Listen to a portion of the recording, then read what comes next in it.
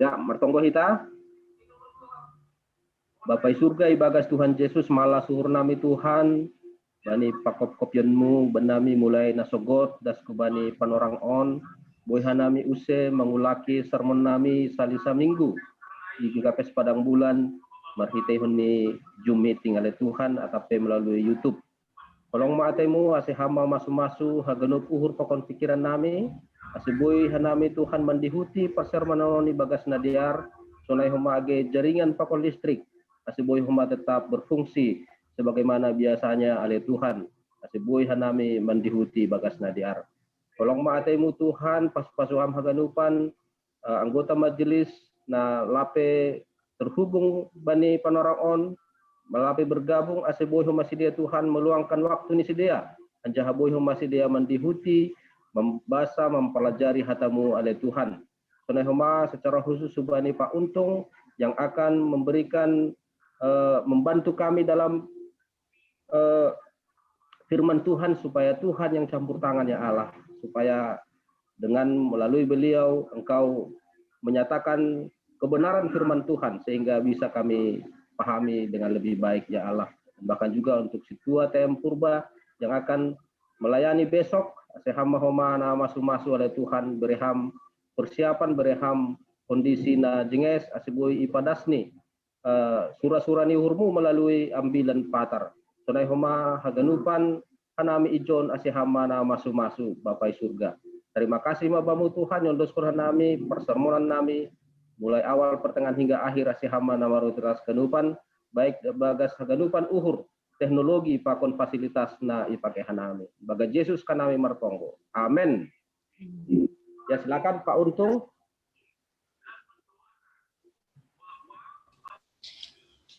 Oke, selamat sore Bapak Inang, salam.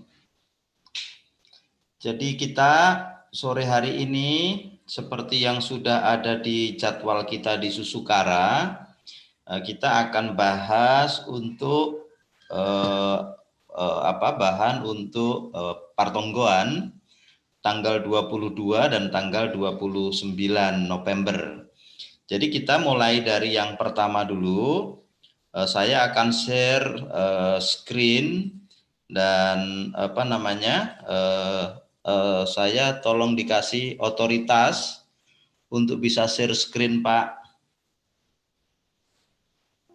Silakan, Pak. Oke. Jadi ini dia bahan kita untuk sermon kita sore hari ini. Temanya adalah Paruhuman Parpudi dari Yehezkiel pasal 34. Yehezkiel pasal yang ke-34 mulai ayat 11 sampai ayat yang Yehezkiel pasal yang ke-34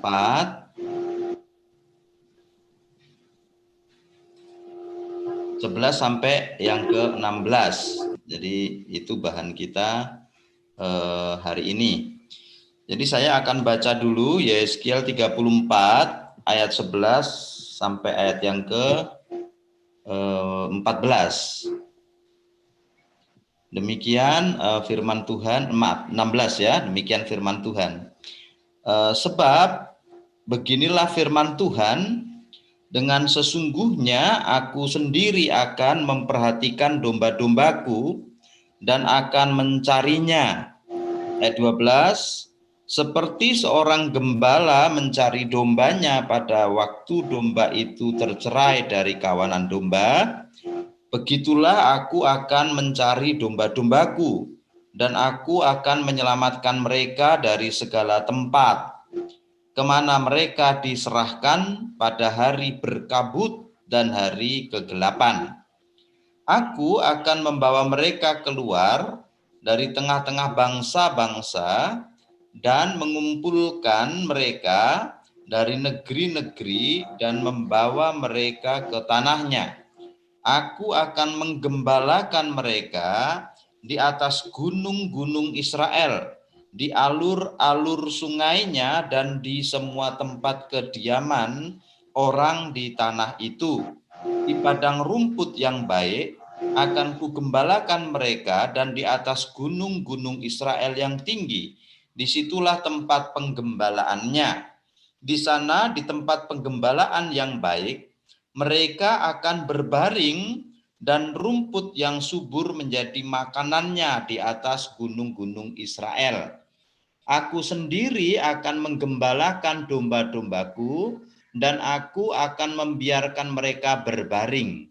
Demikianlah firman Tuhan Allah. Ayat terakhir, yang hilang akan kucari, yang tersesat akan kubawa pulang, yang luka akan kubalut, yang sakit akan kukuatkan, serta yang gemuk dan yang kuat akan kulindungi. Aku akan menggembalakan mereka sebagaimana seharusnya. Jadi itu adalah bagian-bagian dari teks yang akan menjadi renungan kita. Bapak Inang yang dikasihi Tuhan, saya pertama-tama akan menjelaskan kronologinya sehingga kita tahu, setidaknya mengingat lagi atau penyegaran bagaimana sejarahnya kita tiba di pasal 34 kitab Yehezkiel. Karena pasal 34 itu sudah bagian dari nubuatan akan janji Tuhan kepada Israel umatnya yang saat itu sudah ada di pembuangan, mulai pasal 33 sampai semua kitab Yehezkiel bagian akhir selesai. Nah, jadi kronologinya dulu saya ceritakan, baru kita masuk kepada tafsirnya, kita bisa memahami lebih mudah apa yang terjadi di dalam Yehezkiel pasal 34. Jadi awalnya itu dimulai dari kematian Raja Yosia. Yosia adalah raja yang paling terkenal karena Raja Yehuda, karena Yosia itu adalah raja atau satu-satunya raja yang mengadakan pembaharuan secara spiritual, secara politik, dan mereka itu menghancurkan semua penyembahan berhala Baal yang pada waktu itu menjadi tempat-tempat atau dewa-dewa tempat orang Yahudi minta pertolongan. Jadi setelah Yosia mati, maka kemudian diganti oleh saudaranya namanya Yoahas, bukan anaknya. Yoahas itu tidak begitu dipercaya oleh para masyarakat masyarakat Yehuda, sehingga Yoahas itu kemudian pemerintahannya diambil alih oleh anaknya Yosia yang namanya Yoyakim. Nah, nanti saya ceritakan urut-urutannya supaya kita paham. Nah, setelah Yoyakim memerintah, maka Yoyakim itu adalah raja yang sekarang pro dengan Mesir. Nah, pada waktu Yoyakim memerintah, itu ada dua kerajaan besar. Yang pertama namanya Babilonia, yang kedua namanya Mesir. Dan pada waktu itu Yoyakim itu pro dengan Mesir.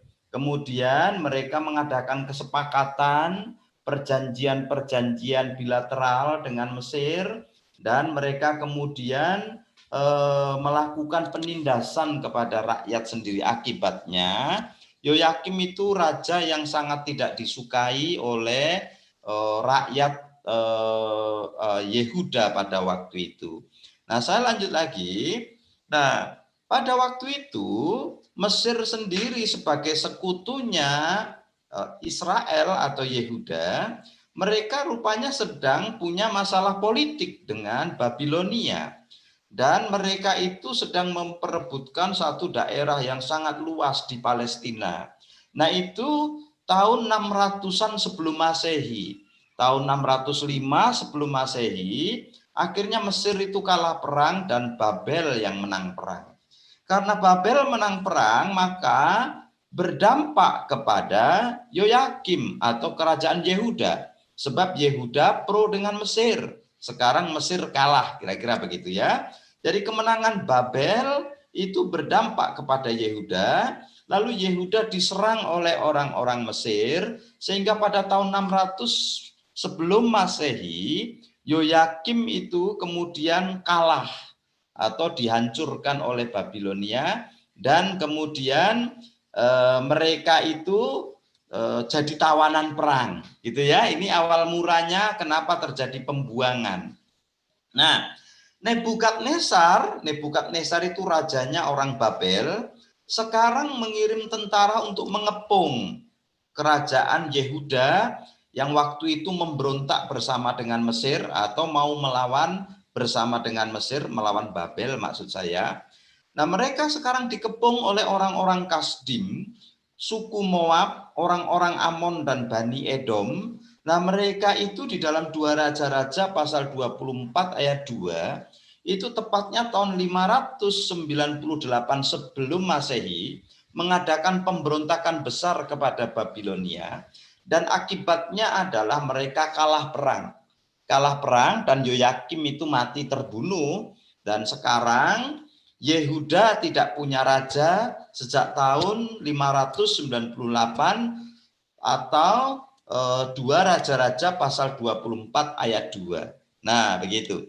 Nah, setelah Yoyakim mati, Yoyakim itu kemudian digantikan oleh anaknya lagi namanya Yoyakin. Jadi hanya beda M. Ya, jadi namanya Yoyakin dan memerintah tahun 597, tetapi juga tidak lama kemudian di dalam 2 Raja-Raja pasal 24 ayat 12 atau 2 Tawarik pasal 36 ayat 10, Yoyakin itu ditaklukkan oleh Babilonia, dan sejak zamannya Yoyakin ini terjadi pembuangan ke Babilonia tahap yang pertama, enggak semua. Nah, semua atau orang-orang Yehuda, para pembesar, tua-tua, orang-orang yang menjadi keluarga kerajaan darah biru, para imam, para arsitek, semuanya itu sekarang dibuang ke Babilonia. 2 Tawarik pasal 36 ayat 10 atau 2 Raja-Raja pasal 24. Dan ikut ke dalam pembuangan itu Nabi Yehezkiel. Jadi Yehezkiel sekarang ada di pembuangan. Pada waktu dia menulis surat ini pun atau kitab ini pun dia tulis juga dari pembuangan. Isinya nubuatan tentang apa yang akan terjadi bagi Yehuda dan Israel setelah 70 tahun dibuang di Babilonia. Jadi sekarang masanya Yoyakin dikalahkan, ditaklukkan oleh Nebukadnezar, terjadi pembuangan ke Babilonia, itulah pembuangan tahap pertama. Masih ada pembuangan berikutnya. Kemudian setelah Yoyakin itu dibuang, maka dibentuklah kerajaan boneka. Yehuda menjadi kerajaan bonekanya Babilonia di bawah pemerintahan Raja Zedekia. Jadi itu ada semuanya. Kalau kita baca 2 Raja-Raja atau baca 2 Tawarik, maka kisah ini semuanya tertulis di sana lengkap. Jadi ketika Zedekia memerintah, itulah akhir dari pembuangan ke Babilonia, pembuangan besar-besaran, dan sekarang Yehuda itu hanya tinggal sisa-sisa saja. Disebut biasanya remnan. Remnan adalah orang Israel sisa-sisa yang dipekerjakan sebagai tukang kebun, menjaga anggur, penjaga ternak untuk nanti dimanfaatkan oleh orang-orang Babilonia.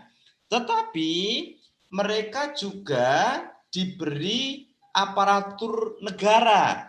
Jadi sekarang Yehuda itu bukan lagi sebuah negara, tapi sebuah provinsi. Jadi ketika Yehuda kalah perang, sekarang oleh Babel dijadikan bagian dari persemakmurannya Babel, dan mereka sekarang menjadi sebuah provinsi, ya provinsi Yehuda di bawah seorang gubernur namanya Gubernur Gedalia. Jadi kira-kira apa yang terjadi di pasal 34 dilatar belakangi oleh kisah-kisah itu. Tuhan sebelumnya sudah berkali-kali mengingatkan, jangan minta tolong sama Mesir, jangan berharap sama manusia, jangan kamu minta bala bantuan, pasukan berkuda, para tentara yang bisa saja melindungimu. Kenapa? Karena pelindungmu itu adalah Tuhan. Nah, karena berkali-kali diingatkan mereka tetap menolak untuk berbalik kepada Tuhan, maka sebagai hukumannya mereka sekarang dibuang. Dan pasal 33 sampai nanti akhir kitab Yehezkiel itu tulisan bernubuat tentang apa yang akan menjadi nasib atau masa depannya Israel setelah di pembuangan. Nah, kira-kira begitu. Sehingga mendapat gambaran umum, Bapak Inang semuanya memahami cerita kronologinya. Nah, saya lanjutkan. Nah, dengan kronologi seperti itu, dapatlah kita posisi untuk melihat apa yang terjadi di pasal 34. Nah, di pasal 34, Yehezkiel sekarang bernubuat. Tentang apa? Tentang masa depan Yehuda atau Israel sebagai sebuah negara baik utara maupun selatan bagi mereka yang sedang di pembuangan di Babilonia. Nah, di sana ada beberapa istilah yang perlu dipahami. Yang pertama misalkan istilah gembala. Dalam perjanjian lama, gembala itu selalu merujuk kepada beberapa jabatan. Yang pertama adalah raja-raja Israel, yang kedua adalah para pemimpin spiritual maupun politik. Jadi kalau di ayat 1 sampai ayat yang ke-10, itu Tuhan marah, berarti Tuhan marah kepada para gembala. Berarti gembala itu adalah raja-raja Israel dan para pemimpin baik spiritual, yaitu imam, maupun pemimpin politik, yaitu raja dan perangkat raja. Di pasal yang sama 34, ayat 1 sampai ayat 10, Tuhan memarahi mereka karena tugas mereka untuk memberi makan, menggembalakan domba-domba yang adalah itu rakyat Israel, itu tidak dilakukan, justru mereka menindas, memeras, mengambil susunya dengan limpah, dan menganiaya domba-dombanya. Nah, itu sebabnya mulai ayat 1 sampai ayat 10, Tuhan itu bilang sama si Yehezkiel bahwa aku marah sama gembala-gembala itu. Nah, setelah marah sama gembala-gembala itu, Tuhan nggak hanya marah, Tuhan itu kemudian berjanji akan memberikan jalan keluar kepada domba-domba Israel. Domba-domba Israel itu eksklusif di perjanjian lama, menyebut keturunannya Yakub atau keturunan dari 12 anaknya Yakub. Jadi Israel lah itu. Walaupun di dalam PB nanti meluas, domba-domba itu termasuk kita. Kemudian di Yehezkiel lalu kemudian membicarakan tentang ini slide ini, maaf yang D ini mestinya tadi di atas, tapi ini terbalik saya buat jadi di bawah. Jadi yang terjadi sekarang Yehezkiel mendapat suara dan penglihatan dari Tuhan di pembuangan, di tempat atau di Babilonia. Dari Babilonia lah Tuhan kemudian berfirman kepada Yehezkiel karena Yehezkiel ikut ke pembuangan tahun 597 sebelum Masehi, dan ia beserta dengan seluruh para tua-tua Israel. Nah, Yehezkiel ini karena imam, maka dia termasuk yang dibuang ke Babilonia. Yehezkiel pasal 1 ayat 3 itu jabatannya Yehezkiel, dia adalah seorang imam. Gitu ya. Jadi itu kira-kira. Jadi Tuhan marah sama domba-domba, para gembala yang tidak menunaikan tanggung jawabnya menggembalakan domba-dombanya. Lalu permasalahannya apa yang akan dilakukan Tuhan bagi Israel? Nah, mari kita lihat eksposisinya ayat demi ayat. Nanti Inang TM kalau tidak salah yang khotbah di Partonggoana, ini hanya penjelasan ayat per ayat, nanti garis besarnya bisa dibuat lebih rinci. Saya jelaskan mulai ayat per ayat, mulai ayat 11 ya. Jadi kemudian saya langsung saja ayat 11 sampai ayat 12. Tuhan bilang begini, aku sendiri akan memperhatikan domba-dombaku dan akan mencarinya, dan aku akan menyelamatkan mereka. Kemana mereka diserahkan pada hari berkabut dan hari kegelapan. Nah, mari kita lihat pelan-pelan ayat ini. Karena ini janji Tuhan kepada Israel yang sudah dibuang di Babilonia. Janji ini diucapkan Tuhan melalui Nabi Yehezkiel, aku sendiri. Perhatikan kata aku sendiri. Aku sendiri itu memiliki makna I the owner, bahwa saya itu pemilik. Jadi domba-dombaku itu sebetulnya bukan miliknya para raja Israel. Domba-domba yang adalah orang Israel itu milikku, my own. Jadi Tuhan bilang, aku sendiri. Kenapa? Karena aku pemilik dari domba-domba itu. Aku mencintai domba-domba itu. Aku adalah gembala yang agung. Hanya aku gembala itu. Yang lain tadi, pemimpin politik, raja, para imam, mereka itu tidak menunaikan tugasnya, justru mengambil untung dari domba-dombaku. Maka Tuhan sekarang ngomong, aku sendiri sebagai owner, pemilik dari domba-domba itu. Nah, saya lanjut. Allah sang pemilik domba berkata, akan memperhatikan dan mencari.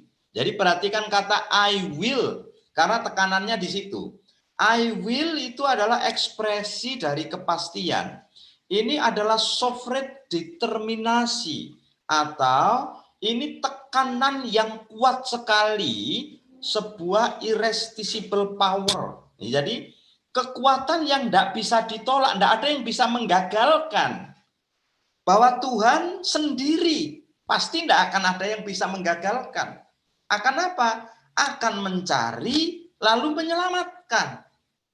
Jadi sang pemilik domba-domba yang adalah Allah itu sendiri sekarang marah kepada para gembala yang gagal menunaikan tugasnya, dan dia itu dengan kuasanya yang tidak bisa ditolak itu, dia berkata, I will, aku sendiri akan mencari. Ini mengandung nada kepastian.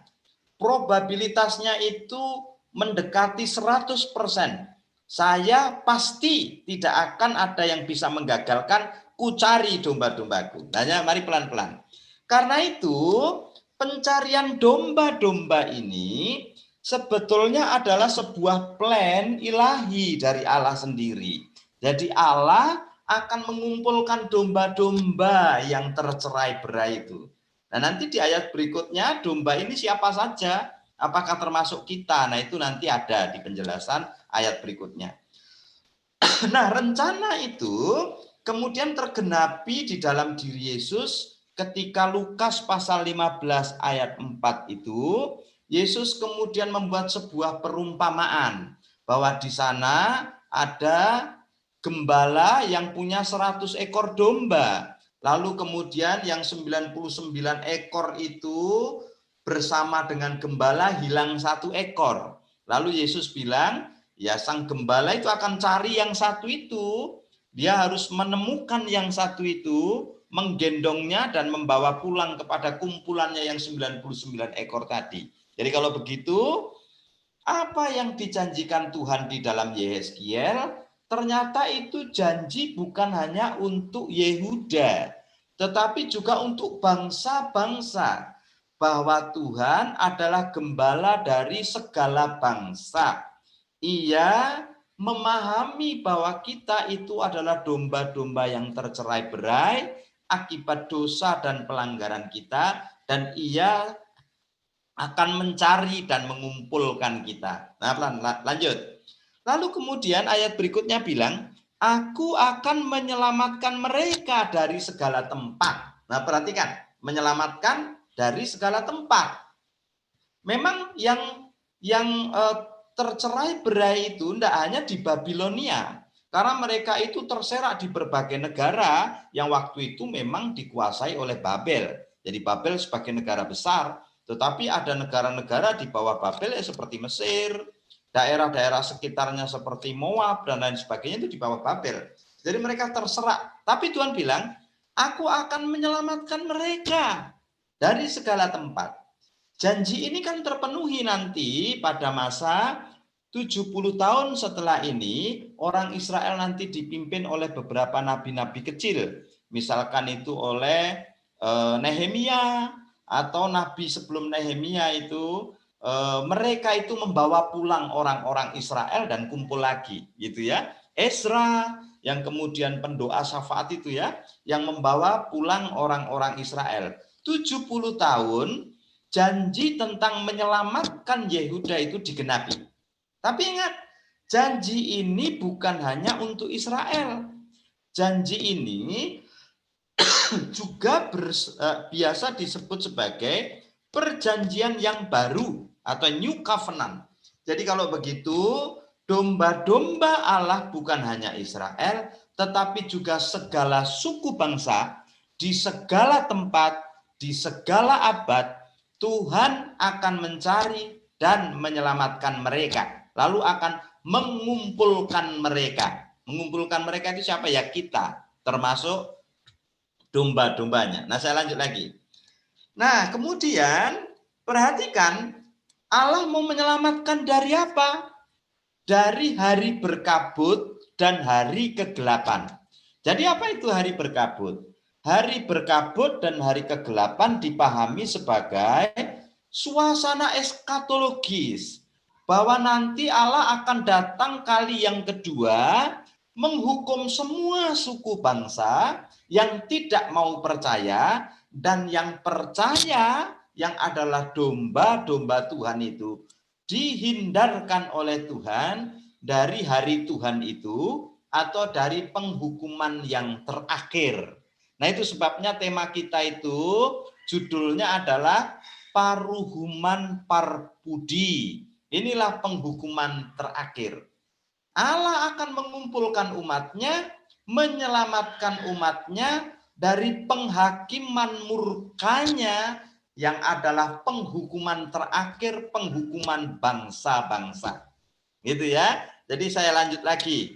Kemudian, maka Allah, Sang Gembala Agung, akan menyelamatkan domba-dombanya, yaitu Israel dan gerejanya, dari penghakiman. Lalu ayat 13. Aku akan membawa mereka keluar. Nah, ini istilah yang sulit sekali, karena keluar itu terjemahannya snatch out. Snatch out itu seperti diangkat oleh Tuhan. Nah, orang kemudian menafsirkan aku akan membawa keluar itu seperti tadi. Tergenapi setelah 70 tahun Israel di Babilonia. Tetapi itu hanya penggenapan sebagian. Jadi perlu diingat bahwa kebenaran Allah itu atau wahyu Allah itu sifatnya selalu progresif. Progresif itu apa? Penyingkapannya tidak langsung final. Pada waktu Israel pulang dari pembuangan, itu penyingkapan sebagian. Tetapi ada sebagian yang masih disembunyikan Allah dan disingkapkan lagi di zaman gereja, bahwa Allah rupanya berencana menyelamatkan dombanya, bukan hanya Israel, tetapi kita sebagai gereja. Maka penyingkapan itu dilanjut lagi, sehingga penyingkapan kebenaran Allah itu sifatnya progresif, berkelanjutan, dan belum final pada masa Israel pulang dari Babilonia. Aku akan membawa mereka keluar. Kalau dalam konteks Israel, Israel dikeluarkan dari Babilonia pulang ke tanah perjanjian. Tapi bagi konteks gereja, maka gereja nanti akan mengalami snatch out. Itu yang selalu dibilang, Tuhan akan mengangkat kita seperti yang doa kita, doa Bapa kami, bahwa kita akan ketemu nyongsong Tuhan di awan-awan. Tuhan akan membawa kita keluar dari apa? Penghukuman dan penghakiman Allah. Itu ya. Itu sebabnya bukan hanya membawa keluar dan membawa mereka ke tanahnya. Aku akan menggembalakan mereka. Jadi ini pelan-pelan karena konteksnya luas sekali.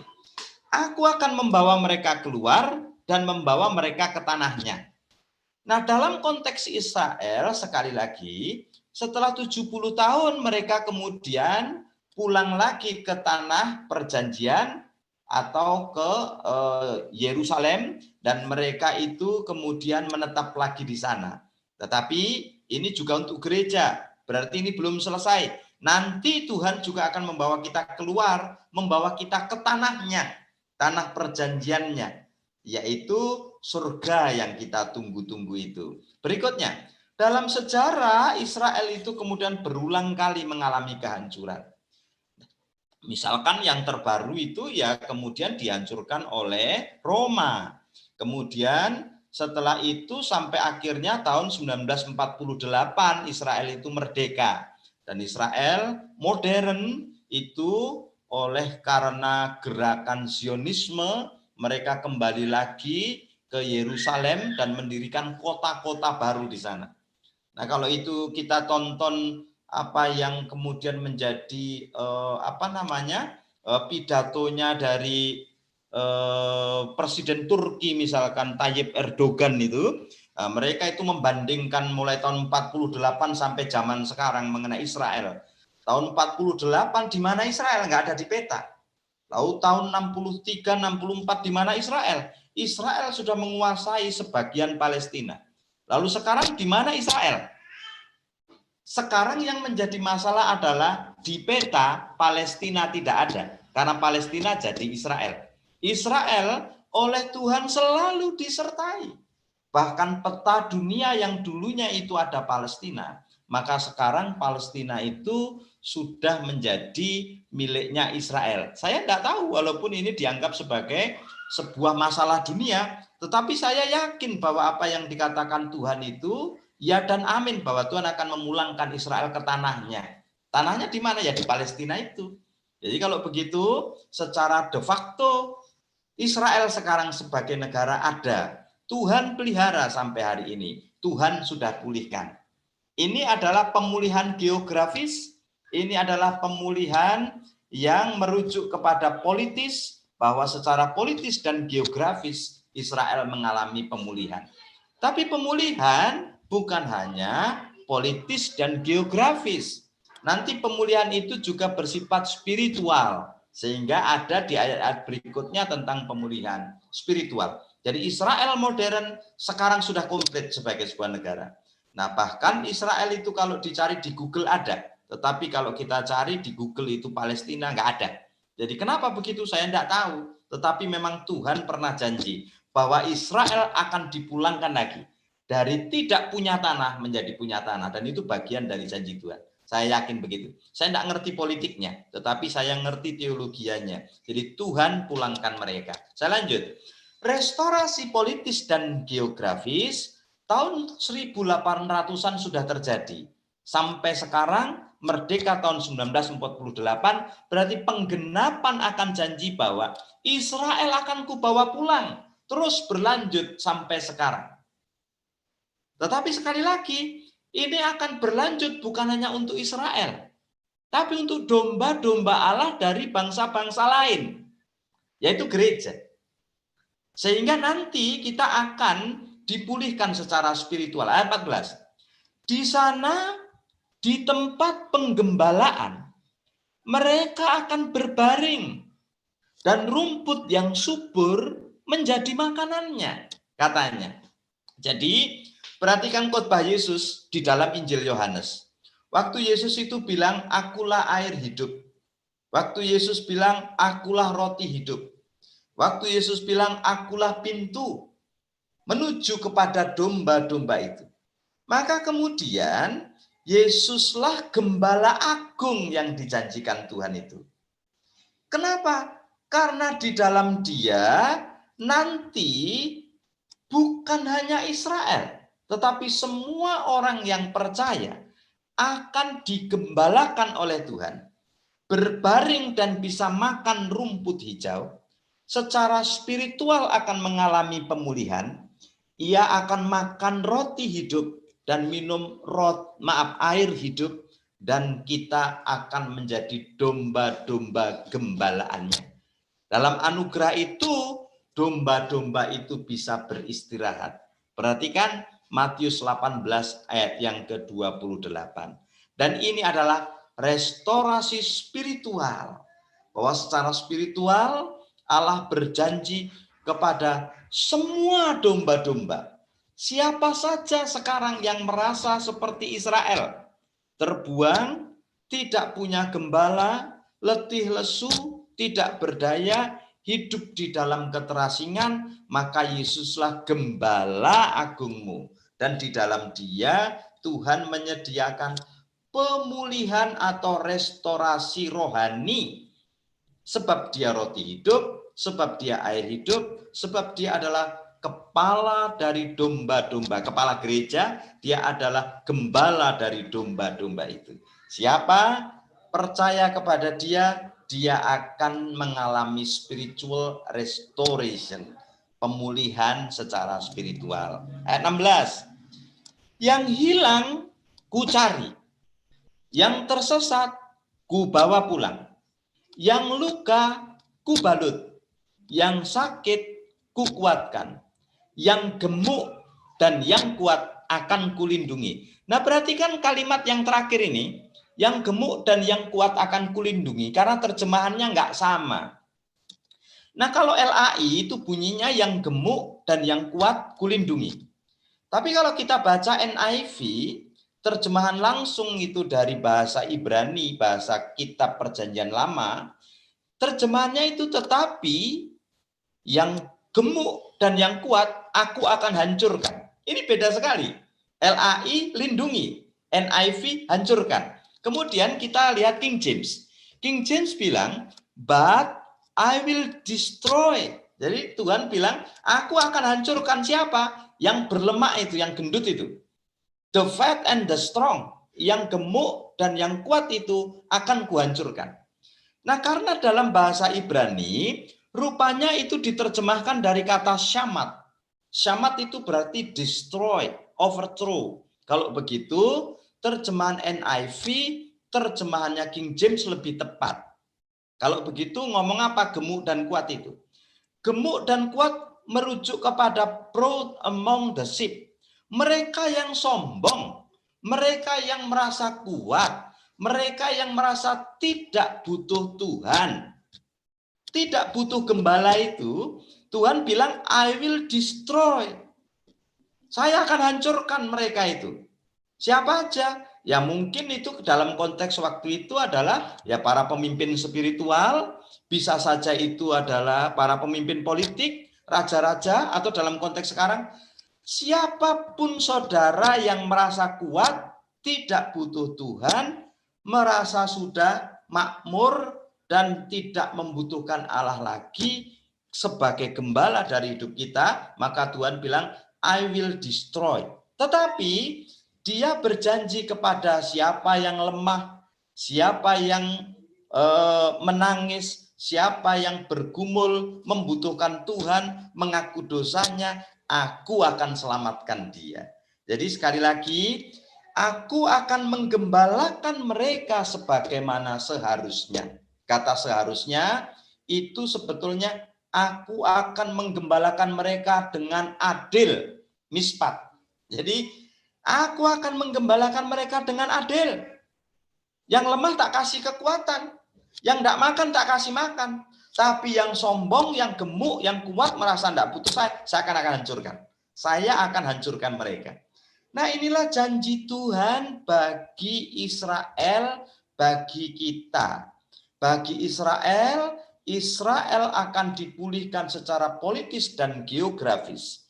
Juga secara spiritual bagi kita, bahwa kita yang mengalami pengalaman seperti Israel, lemah, tak berdaya, tidak punya pengharapan, hidup di dalam kesepian pembuangan, maka kalau kita itu berseru-seru, percaya kepada Sang Gembala Agung itu, yang adalah roti dan air hidup itu, dia bilang, aku akan menggembalakan kamu dengan adil, menggembalakan mereka dengan adil. LAI hanya bilang sebagaimana seharusnya. Sebagaimana seharusnya itulah mispat. Mispat itu adalah keadilan. Mispat berarti adil. Sang Gembala Agung akan mengenyangkan domba-dombanya dengan keadilan sehingga kita diluputkan dari apa? Dari penghukuman, penghakiman, paruhuman parbudi, penghukuman yang terakhir. Nah, itu dari saya refleksi sebagai penutup. Yang pertama, Allah mencari domba-domba yang hilang. Hingga sekarang plan itu nggak berhenti. Dia bermaksud menyelamatkan domba-domba yang terhilang. Yang kedua, domba-domba yang Allah selamatkan dari berbagai suku dan bangsa itu, termasuk dari suku kita Simalungun, Tuhan nanti akan kumpulkan. Nah, minggu depan kita sudah masuk Advent pertama, sehingga di Advent pertama itu nanti kita sudah bicara tentang menanti kedatangan Tuhan kali yang kedua. Pada waktu kedatangan Tuhan kali yang kedua, Tuhan akan menghukum bangsa-bangsa. Penghukuman bangsa-bangsa inilah penghukuman terakhir. Dan pada saat itulah gereja orang percaya dilepaskan dari penghakiman murka Allah. Itu dari saya, eksposisi teks dari Yeskiel 34 ayat 11 sampai 16. Nah, untuk merangkainya menjadi khotbah, ya Inang Sintua TM harus merangkainya sendiri menjadi bahan khotbah. Silahkan kalau ada yang mau didiskusikan, saya tutup share screen saya dulu. Yundoskon mahubani perhangan use. Silakan Bang. Terima kasih mah Bani Bapak Ika, perlebihan kami minta maaf. Alani sepanjang sada hari adong reakreditasi pekon webinar nakonai kuliah. Dasi rumah nakonai jam 5, berharap nakonai Maridi atap lang. Nah malu jani jadi memilih Maridi, akhirnya terlambat minta maaf. Kene, sedo sengaja tapi halani tugas ai kampus sing bahat halak halani masa sonari kita kuliah daring. Minta maaf kan kami untuk AI.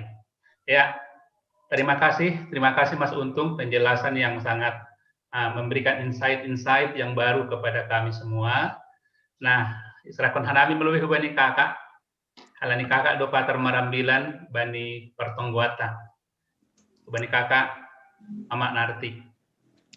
Makasih bani pendengar nami. Halani sermon secara khusus pakon Pak Untung. Di AGP Sunai masih banyak yang belum. Halani na terasa perbedaan bahasa. Iya. Memakai bahasa Simalungun jadi adong beda-beda kata. Misalnya ayat 10 sada. Anggo ibahasa Simalungun iha tahun ay sonondo hatani Tuhan Jehovah tonggorma au sandiri sukun-sukun. Ya. Sementara di dalam bahasa Indonesia ayat 10 sada ay, sebab beginilah firman Tuhan Allah, dengan sesungguhnya aku sendiri.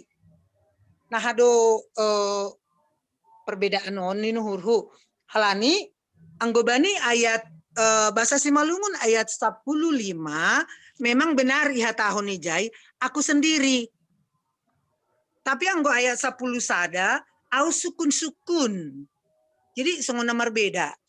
Sementara dalam bahasa Indonesia ayat 11 itu memang dikatakan aku sendiri. Dan ayat 15 juga dikatakan di sana aku sendiri. Nahado pemahaman, nahado halani kita kan bahasa Simalungun. Iya, sementara ya. Si dia jemaat Holy Maningida mungkin bahasa Simalungun. Apakah sama sukun-sukun? Pakon au sendiri. Aina pertama. Dupai napa dua hon bani mungkin ada perbedaan penerjemahan doh matung. Bani ayat 10 anggo bahasa Simalungun ayat 10 pindahanku do namago. Paulakonku nakaho. Anjaha balutanku na ugahan. Nagalek pargogohionku. Bahasa Indonesia ayat 10 yang hilang akan kucari, yang tersesat ku bawa pulang, yang luka akan ku balut, yang sakit ya, yang sakit adong ijai. Sementara bahasa Simalungun lang adong ijai sakit ugahan. Ugahan anggo bahasa Indonesia memang luka. Tapi bahasa Simalungun yang terakhir itu nagalek, upar gogohi. Sementara dalam bahasa Indonesia dibuat di situ yang sakit. Jadi aku persiapkan kan bahasa Simalungun. Iya, Nah, apakah itu penerjemahannya bisalah seperti itu? Aima sukun-sukun dopai na mangihut untuk refleksi. Halani on ujung tahun kuria. Jadi nokan domai pada Pak Untung bahwa sesungguhnya pencarian itu bukan hanya kepada bangsa Israel, tapi das batasan diri ya bangsa orang Simalungun pe das ibagas das ijai. Jadi ninuhurhu langdong be alasan bani apalagi songon situasi Covid sonari kan, lang adong alasan lang merminggu lang hutangar. Halani no kanaya tahun bani refleksi pertama sepanjang masa. Ya, sepanjang masa terus dum naibata marhite Yesus Kristus manorihi ase sonaha ase mulak biri-biriai. Nah, situasi sonarion mungkin bisa saja alasan lang hutangar atau apa. Tetapi butuh hita sebenarnya itu 3 alasan. Jadi dalam situasi tenang atau tidak sebenarnya terus do Yesus manonggori biri-biriai. Hanya sonaha sikap tak. Sikap ni biri-biri, sikap ni jolma do sunari mungkin songon atau ni Pak Untungai mungkin merasa masuk kepada terjemahan na beda homa bani ayat 10 nomai. Na mombur, na gogoh yang berbeda dilai dengan terjemahan yang lain. Ya, anggo Simalungun kan iha tahun ijai anjahana gogoh pardiai iha tahunonku. Ibagas hasitongan do parmahononku si dia na mombur, na gogoh ipardia tehon. Sementara dalam terjemahan lain kata Pak Untung tadi justru nagogoh, namombur itu menyatakan orang yang kuat yang merasa tidak butuh Tuhan. Justru dia akan dibinasakan. Nah, pada skonon apakah kita harus balik ke bahasa aslina? Ase ulang, gabe berbeda pemahaman. Ya, ya. Ayat terakhir ay. Terima kasih. Aimalo beninuhurhu. Iya, terima kasih Kak. Silakan Mas Untung, tadi ada 2 masalah terjemahan Mas Untung dari bahasa Indonesia asli ke bahasa Simalungun. Kalau ngomong salah kan, termasuk ayat Sapronum Nakonai. Iya, silakan Mas Untung, bisa dibantu ya, Kakak. Ayat 11 dan 15. Ayat 11 dulu ya. Iya. Ayat 11 itu terjemahannya itu dari kata Amar Adonai Yahweh. Berarti memang saya Tuhan Allah sendiri atau aku Tuhan Allah sendiri berkata. Jadi itu terjemahan literal atau literlexnya begitu. Jadi Tuhan sendiri atau aku Adonai. Adonai itu berarti diterjemahkan sebagai Lord. Yahweh itu Tuhan huruf besar semua. Aku Allah Tuhan. Atau aku Lord Yahweh. Berarti aku Allah Tuhan sendiri. Gitu. Terjemahan apa literalnya. Kalau kita balik ke terjemahan aslinya, maka seperti itu bunyinya kira-kira, Bu. Jadi aku Allah Tuhan sendiri berkata gitu. Jadi itu berkata artinya itu dengan otoritas, dengan kekuasaan penuh, tanpa butuh nasihat dari pihak manapun, dengan intensitas dan keinginan saya sendiri, saya berfirman. Untuk apa? Mencari dan menyelamatkan domba-domba yang hilang. Nah itu kira-kira ayat 11. Kalau ayat 16, memang semua terjemahan yang selain LAI yang berbahasa Inggris, itu nggak sama dengan LAI. Jadi bunyinya kalau di dalam terjemahan King James tadi, I will seek, kemudian siapa saja itu tadi yang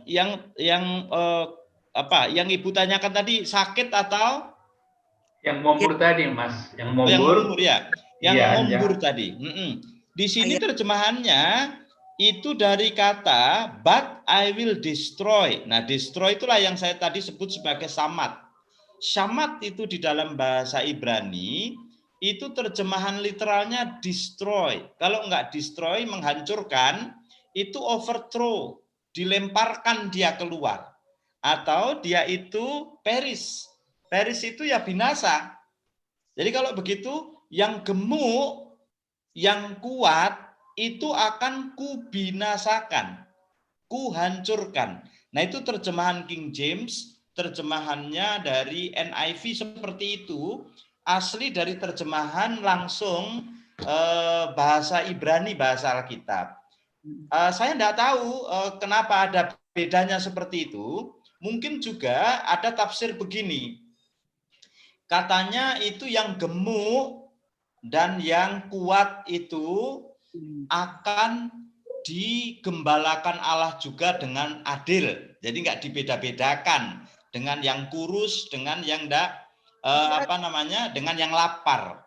Tapi saya kok lebih cocok dengan terjemahannya King James dan NIV bahwa yang gemuk dan yang kuat itu simbol dari siapa saja yang tidak butuh Tuhan, karena terjemahannya titik 2 kalau kita baca NIV.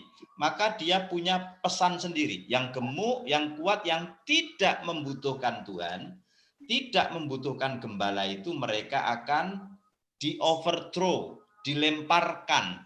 Mereka itu akan mengalami peris, kebinasaan. Mereka akan dihukum. Jadi saya lebih cocok dengan terjemahan itu. Tetapi enggak apa-apa untuk kemudian kita itu boleh saja minta kebijaksanaan dari Tuhan, menafsirkannya dengan teks kita, karena yang membaca, karena jemaat kita membaca terjemahan yang terjemahan Simalungun. Sementara terjemahan Simalungun itu kan diterjemahkan dari bahasa Indonesia, sehingga di sana terjadi kesamaan dengan yang terjemahannya LAI. Nah, kalau NIV dan King James memang diambil langsung dari terjemahan Ibrani, sehingga ada perbedaan-perbedaan seperti itu. Kadangkala kita harus lebih teliti. Tapi silahkan Bu, menurut saya kalau saya yang ditanya, saya lebih cocok yang punyanya King James dan NIV, bahwa ada perbedaan terjemahan dan secara teologis berbeda. Yang sombong, tidak butuh Tuhan, merasa kuat, merasa dia itu sudah gemuk, sudah cukup, tidak perlu lagi Tuhan dan pertolongannya, ya Tuhan itu akan binasakan.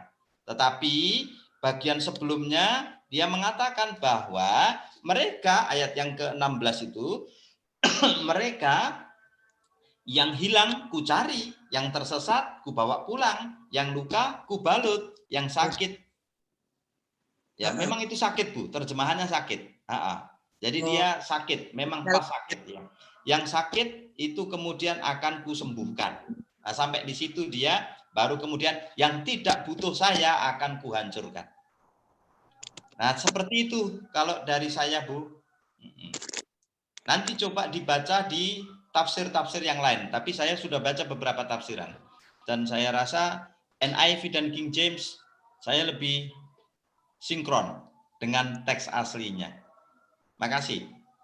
Ya, Sona Kak. Alani bahasa Simalungun holi bahasa kakak teneh. Iya. Nah, jemaat membogi bahasa Simalungun. Iya, nakonai memang nama. Beda kan? Iya. Galek pohon sakit. Terjemahan Indonesia bahasa Simalungun pun sudah beda. Iya, sakit. Iya, sakit Bu. Lek. Apalagi bagian terjemahan yang itu tadi, yang gemuk dengan yang kuat. Ya, yang kuat. Ya, beda Bu. Iya. Jadi tadinya saya mikir begini, menurut bahasa Indonesia pakon bahasa Simalungun, nggak tahu terjemahan yang itu gimana, ya mungkin masih berpikir-pikir saya, yang gemuk, na gogoh banyak 10 terakhir hai, tapi namun anjahana gogoh pardia tehononku ibagas hasitongan do parmahanonku.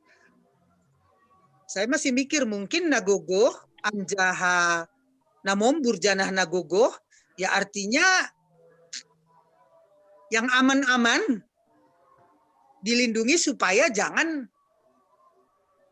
sampai mago. Hanya sampai, tapi ya dangkal kali. Iya Kak ya. Itu dia Pak Untung dan Boto. Terima kasih. Iya.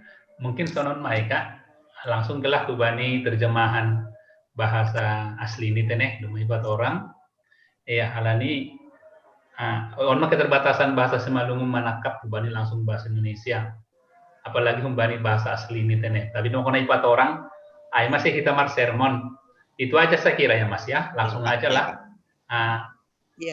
seperti yang disampaikan bani sermon Kak boleh ipat orang ya nongko tambahan Kak ayam konai tambahan benih kakak teneh nalah merambilan patar selamat persiapan benih kakak ya dong pe sampai sonari dulu tapi tetap dukung doanya jadi sama sekali untuk live Kak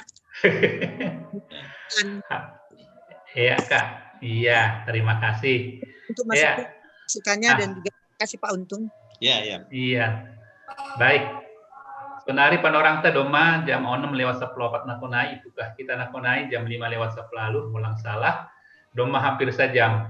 Nah kira-kira dompe nama nukun atap nasering iberehan nami panorang silakan bani inang Mama Cynthia baru holi bani Bapak Gilbert teneh ya inang Mama Cynthia lobe Benham. Nah, saya mau tanya ini sedikit aja di kronologi pembuangan tadi.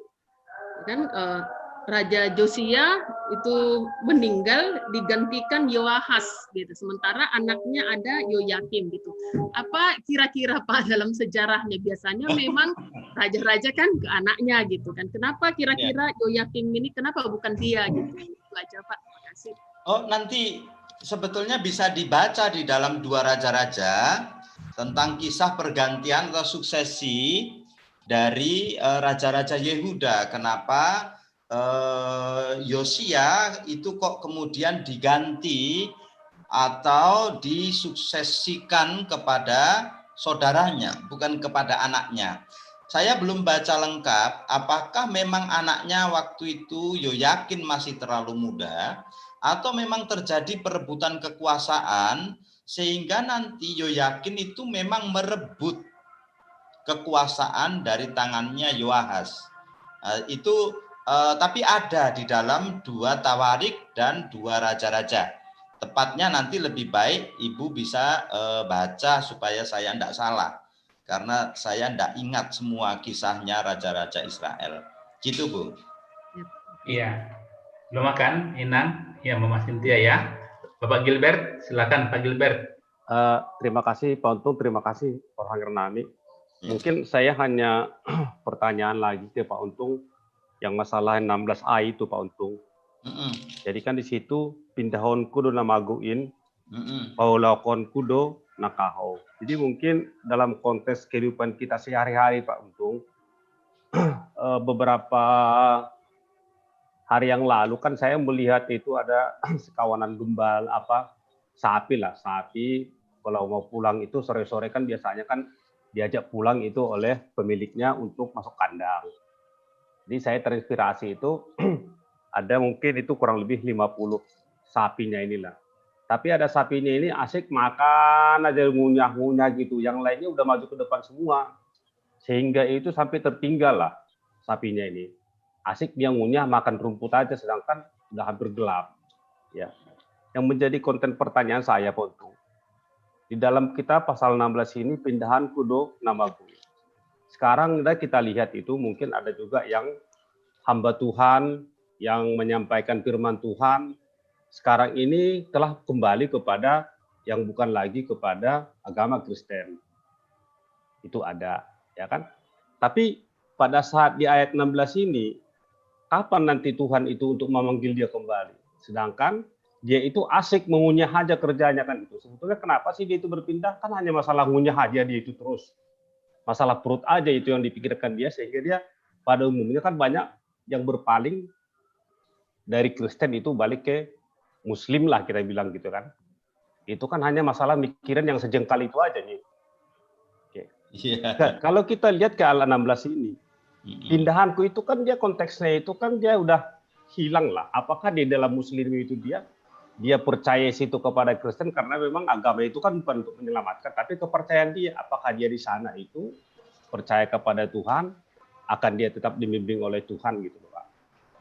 Sehingga akan dicari dia di 16 berikutnya itu akan dikembalikan kepada gerombolan ataupun kawanan yang sama dari awalnya gitu.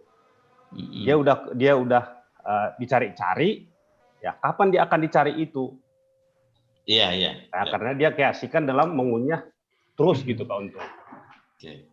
Ya mungkin itu aja Pak Untung. Terima kasih untuk Ya. pencerahannya. Silakan Mas. Ya, silakan Mas. Ya memang begini Pak, konteksnya sebetulnya domba-domba yang hilang pada waktu itu memang adalah domba-domba atau umat Israel yang kemudian meninggalkan Tuhan. Baik mereka itu secara geografis dibuang ke Babilonia, tapi juga secara spiritual mereka tidak lagi menyembah Tuhan karena menyembah dewa-dewa Baal akibat dari para gembala yang salah mengarahkan umatnya, para pemimpin politik maupun para pemimpin agama seperti imam, begitu ya. Nah, sehingga karena kesalahan menggembalakan, tidak dikasih makan dengan baik, lalu mereka itu domba-domba itu hilang. Lalu Tuhan bilang, aku sendiri yang cari. Kalau dikontekskan dalam konteks sekarang, domba yang hilang itu memang bisa bermakna dua. Yang pertama adalah mereka yang memang non-believer atau orang yang belum percaya. Tetapi mereka itu adalah orang-orang yang oleh Allah itu direncanakan dalam kekekalan untuk mendengar Injil. Sehingga di sanalah pentingnya penginjilan untuk mewartakan bahwa Allah sebagai Gembala Agung mencari domba-domba yang hilang. Yang kedua itu adalah untuk kita yang disebut sebagai Kristen minority, tapi bukan jumlah. Ini adalah Kristen bawa lahir yang butuh reevangelisasi, penginjilan ulang. Kenapa? Karena memang sejujurnya juga tanggung jawab gembala kita zaman sekarang itu kemudian banyak yang kemudian terlalaikan. Mereka akhirnya tidak menyuarakan inti dari iman Kristen tentang keselamatan, tentang penghukuman dan penghakiman. Mereka asik saja hanya memikirkan masalah makan, minum, kebutuhannya sendiri seperti yang Bapak bilang itu. Sehingga ada domba yang terhilang. Nah, kalau sudah seperti itu, gimana? Siapa yang mencari? Kapan dicari? Apa mungkin mereka pulang lagi? Begitu. Jadi di dalam teologi, di dalam Alkitab itu ada namanya irresistible grace. Apa itu? Itu adalah anugerah Allah yang tidak bisa dihindari. Kalau orang itu oleh Tuhan sudah dikasih anugerah, maka orang itu tidak bisa lari dari anugerah Tuhan itu. Sehingga Pak, kalau dia memang sudah mendapat anugerah dari Tuhan, sekalipun gembalanya di dunia ini mungkin lalai, tidak memberi makan dengan benar, tapi orang-orang yang sudah mendapat anugerah itu, menurut Alkitab, ia tidak bisa lari dari anugerah itu. Maka kalau Pemazmur di Mazmur 139 itu kan kemudian bicara tentang itu, irresistible grace. Kemana aku dapat pergi menjauhi rohmu Tuhan? Kalau aku ke langit, kau ada di sana. Kalau aku ke alam kubur, kau pun di sana. Jadi aku mau kemana? Nggak bisa menghindar. Pergi kemana, sembunyi di mana? Karena anugerahmu itu tidak bisa kutolak. Jadi Pak Purba, kalau memang orang itu sudah diselamatkan menjadi anggota jemaat, sebuah gereja, sekalipun ada penggembalaan yang miss di sana-sini, orang itu tidak akan bisa lari dari anugerah Allah. Orang itu dengan caranya Allah, dia akan mencari Allah sendiri.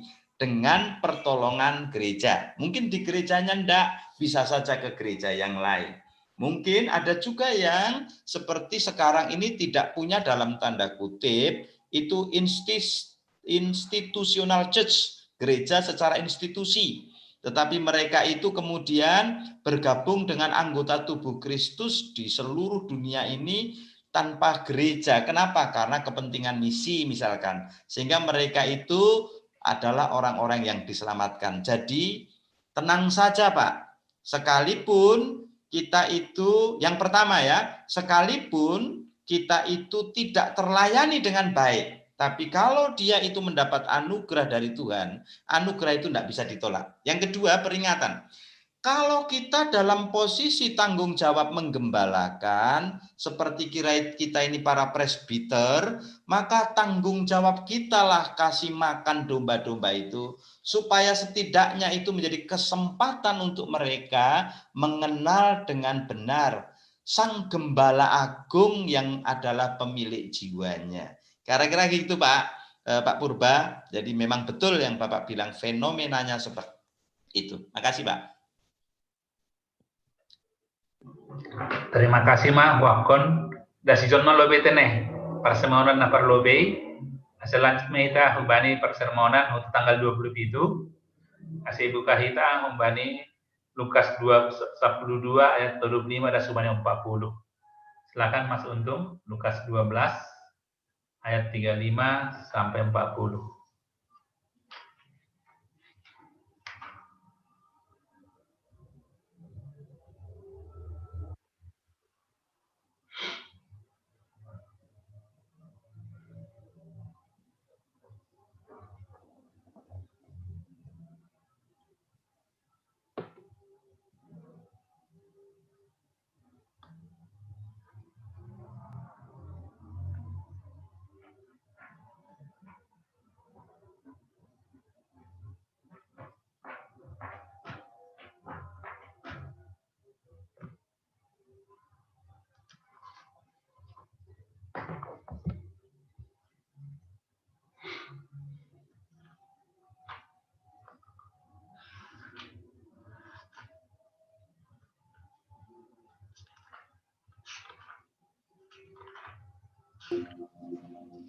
Unmute Pak.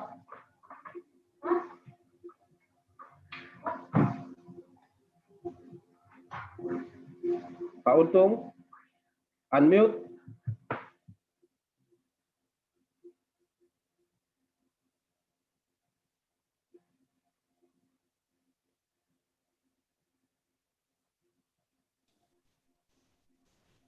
Sorry, suara saya nggak kedengaran ya? Ya, barusan ini baru terdengar Pak. Silakan Pak. Oke. Ayat 38 saya sudah kelewatan panjang. 38. Dan apabila ia datang pada tengah malam atau pada dini hari dan mendapati mereka berlaku demikian, maka berbahagialah mereka. 39. Tetapi ketahuilah ini, jika tuan rumah tahu pukul berapa pencuri akan datang, ia tidak akan membiarkan rumahnya dibongkar. Hendaklah kamu juga siap sedia, karena Anak Manusia datang pada saat yang tidak kamu sangkakan. Amin. Jadi, minta maaf, kita sudah masuk pada Minggu Advent. Minggu di mana kita menanti-nantikan kedatangan Tuhan untuk kali yang kedua atau untuk yang kedua kalinya. Jadi apa yang kita baca dalam Matius, yang baru saja kita baca tadi, maksud saya Lukas tadi, itu adalah sebuah metafora. Metafora itu perumpamaan tentang apa? Tentang datangnya Kristus kali yang kedua. Nah, ada metafora yang lain yang mirip dengan itu. Misalkan di dalam Matius pasal 25 ayat 1 sampai 13, di sana dikisahkan tentang gadis-gadis yang menanti mempelai pria. Nah, kalau di dalam teks kita dikisahkan tentang hamba-hamba yang menanti tuannya. Itu sebetulnya kisah yang sama, tujuannya sama. Jadi dua perumpamaan tadi sama-sama menjelaskan tentang readiness, watchfulness, kesiapsediaan, keberjaga-jagaan. Jadi berjaga-jaga dan siap sedia. Jadi perumpamaan pertama dalam ayat 35 sampai 40 dan kedua menjelaskan lebih rinci dari perumpamaan yang pertama. Jadi itu maksud saya itu di pasal Lukas yang kita baca tadi ya, Lukas 12 ayat 35 sampai 40. Nah, saya lanjut. Jadi, di dalam Lukas pasal 12 itu ada 2 perumpamaan. Perumpamaan yang pertama tentang readiness, perumpamaan kedua tentang readiness, sama, tentang kesiapsediaan menanti-nantikan Tuhan datang. Nah, kita hanya bicara tentang perumpamaan yang kedua. Perumpamaan yang kedua itu adalah jawaban atas pertanyaannya Petrus. Tuhan, kamikah yang engkau maksudkan dengan perumpamaan itu, atau juga semua orang?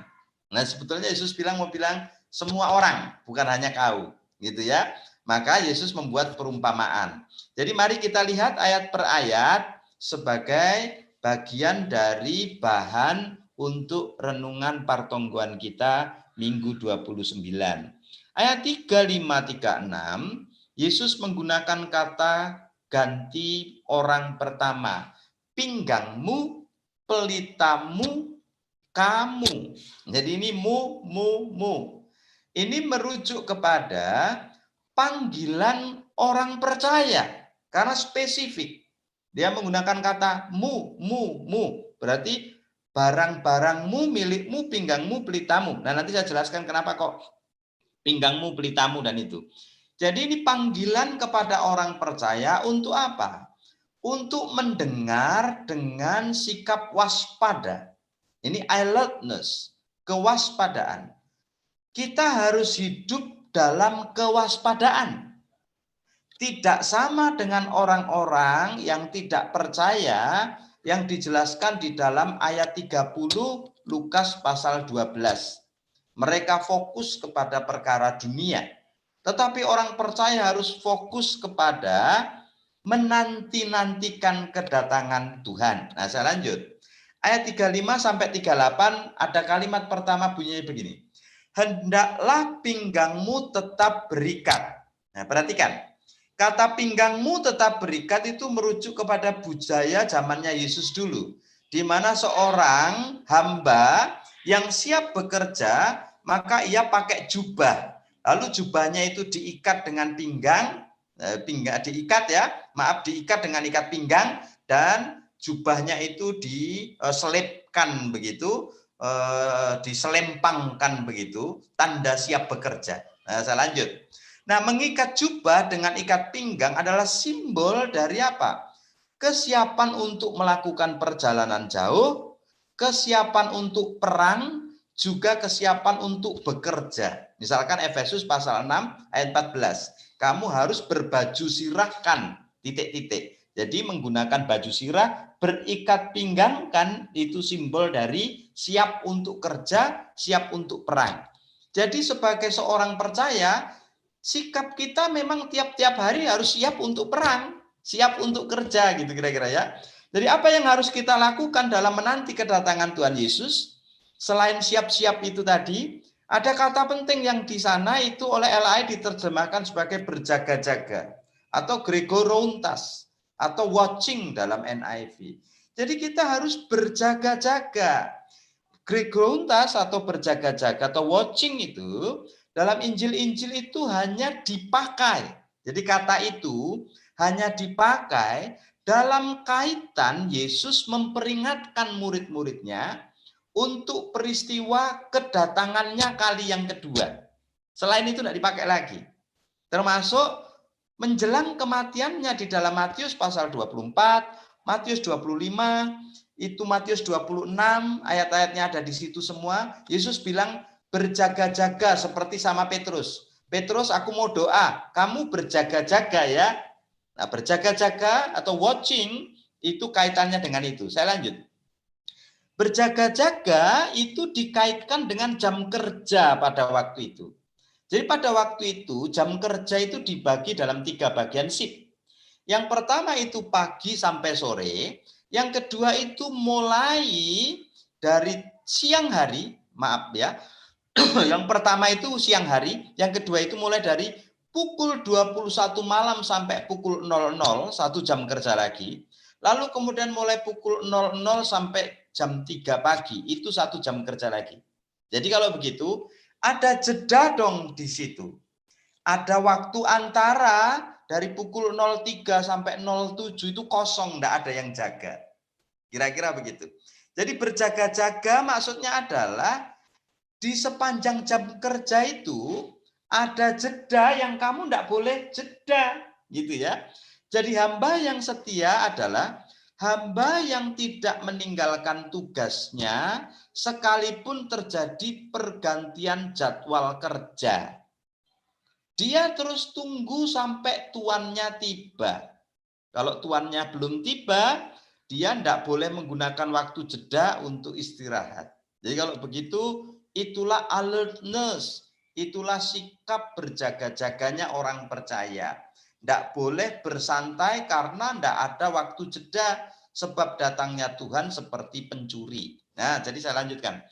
Jika mereka berjaga-jaga, ayat 37, dan ayat 38 itu ready, siap sedia, maka Tuhan berkata, aku berkata kepadamu. Mau ngapain tuannya?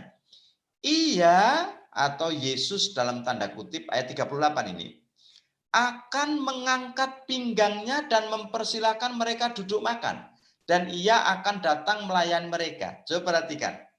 Bukankah tadi di ayat sebelumnya hamba-hamba itu nunggu tuannya pulang pesta? Mestinya yang menyiapkan makan, mestinya yang melayani, kan hamba-hamba tadi. Tetapi ayat 38 itu bilang lain.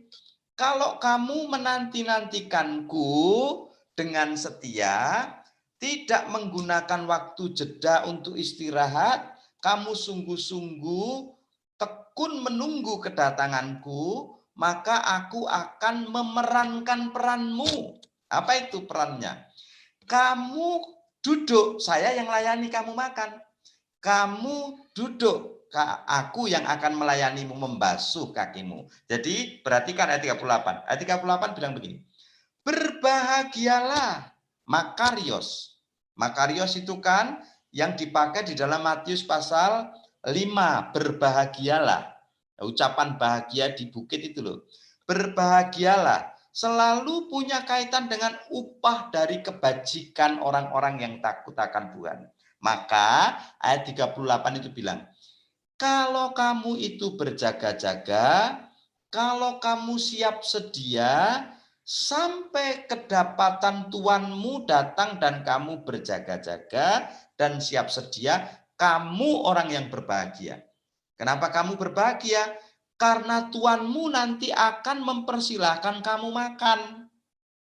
Apa itu makan? Nanti di belakang saya sebut. Yang kedua, tuanmu akan melayani kamu. Kalau kamu setia, kamu ready, bersiap sedia, tuanmu akan memberi kamu makan. Makan itu simbol pesta kemenangan. Kamu akan menang. Melawan pergumulan hidupmu ini, yang sementara ini Tuhan akan sediakan kemenangan yang lebih besar. Yang kedua, ia akan melayanimu. Ini simbol dari natur kerajaan Allah. Bahwa di sana kita sebagai orang percaya akan diberi kebahagiaan, pesta kemenangan ketika kapan? Ketika anak manusia datang ke bumi. Jadi kalau begitu, dua sikap yang mesti dimiliki oleh orang percaya menanti kedatangan Tuhan. Yang pertama itu watchfulness, berjaga-jaga. Yang kedua itu readiness, bersiap sedia. Jaga-jaga dan siap sedia. Kalau jaga-jaga berarti nunggu. Kalau siap sedia berarti dia tidak pernah meninggalkan tugasnya sampai tuannya datang. Bagi mereka yang melakukan dua itu, Tuhan akan kasih makan, Tuhan akan kasih pelayanan. Artinya diberi kemenangan pada waktu anak manusia datang. Nah, saya lanjut ayat 39-40 karena ini tidak panjang. Hendaklah kamu juga siap sedia, karena anak manusia datang pada saat yang tidak kamu sangkakan. Seperti pencuri tadi loh. Jadi kamu harus siap sedia. Jangan sampai jam 4 pencuri itu masuk, kamu sudah pulang kerja. Kenapa? Karena jam kerjamu hanya sampai jam 3. Sementara jam 3 sampai jam 7 pagi, gak ada yang jaga. You jangan tinggalkan pos rondamu itu. tanggung jawabmu itu sampai Tuhan datang. Gitu kira-kira ya, sampai Tuhanmu datang. Saya lanjut. NIV juga menjelaskan you also must ready atau you also must be ready. Ini adalah kesimpulan dari perumpamaan yang Yesus ajarkan. Siap sedia karena anak manusia datang waktunya nggak tahu kita kapan. Nah, di mana-mana ini selalu sudah disamakan, kecuali yang pengalaman yang di Bandung dulu itu, yang apa namanya, yang menanti Tuhan datang itu si Buaya itu ya, yang kemudian nggak datang juga. Jadi nggak boleh disebut tanggal, nggak boleh disebut hari, tetapi kita sebut Tuhan datang tidak tahu kapan waktunya. Bisa pagi, bisa siang, bisa malam, bisa jam 4 pagi, bisa jam 5 pagi, bisa saja jam 12 malam. Tidak ada yang bisa tahu pasti waktunya. Refleksi, karena ini hanya pendek, maka kita ke diskusi saja. Pertama, watchfulness, readiness, berjaga-jaga dan siap sedia adalah kualitas yang mesti ada dalam diri kita dalam menanti-nantikan Advent atau dalam melewati Advent. Kita seringkali tidak berjaga-jaga dan tidak siap, sehingga waktu Tuhan datang kita kedapatan tidak siap sedia. Siap sedia dan berjaga-jaga berarti setia di situ sampai ketemu dengan Tuhan. Sekalipun hidup ini berat, jangan beralih setia, jangan tinggalkan Tuhan. Sekalipun kita diiming-imingi dengan jabatan, tanggung jawab yang besar, kamu tetap mesti watchfulness, readiness to wait, untuk menantikan datangnya Kristus kali yang kedua. Yang kedua, bagi hamba yang kedapatan berjaga-jaga dan siap sedia, ingat Tuhan akan sediakan pesta, kemenangan, dan juga akan sediakan kepada kita pelayanan. Artinya kita akan dibasuh seperti Yesus membasuh muridnya. Pembasuhan itu simbol dari pelayanan.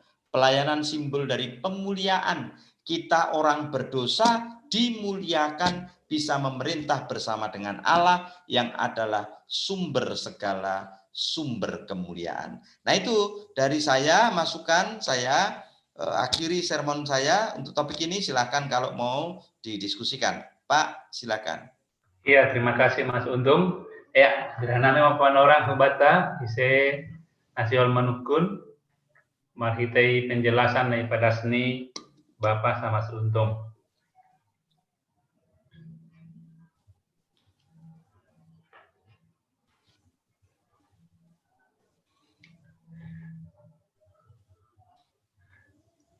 Mandi Inang Mama Luis yang ulang tahun hari ini, ada pertanyaan? Bapak pun ulang tahunnya. Iya, kami sama dengan Mama Luis, Mas. Birthday.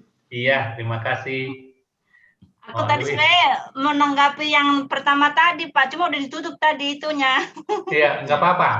Nggak apa-apa. Oh, nggak apa-apa. Yang tadi yang dibilang menanggapi apanya situa Kak Linda Purba, bahwa si Yoahas itu bukan bukan anak saudaranya Yosia, tapi anaknya Yosia, Pak. Di dalam 2 Raja-Raja 23 ayat 30b, maka rakyat negeri itu menjemput Yoahas anak Yosia, mengurapi dia dan mengangkat dia menjadi raja menggantikan ayahnya. Cuma karena dia jahat di mata Tuhan, cuma 3 bulan aja dia berkuasa menjadi raja. Tadi menanggapi itu, cuma udah ditutup tadi Bapak Perhanger. Itu aja, Pak. Iya, terima kasih. Iya, itu penjelasan. Kemana Mas Untung? Itu dulu. Ya, enggak apa-apa itu karena tambahan, silakan yang lain kalau ada. Iya, baik. Ya, silakan. Tuan Inang sama Sri Wahyuni. Ada yang mau ditambahkan, ditanya 6? Enggak ada. Tuan Bapak Golden. Iya. Tuan Inang, Mama Samuel, Inang sama Borus Tumeang. Dan Hamnang, iya tidak ada. Kakak? Tuan nilai Bapak Joy, enggak ada Pak Joy. Tuan Abang Bapak Christian? Ya, saya ada. Silakan nilai Bapak Joy.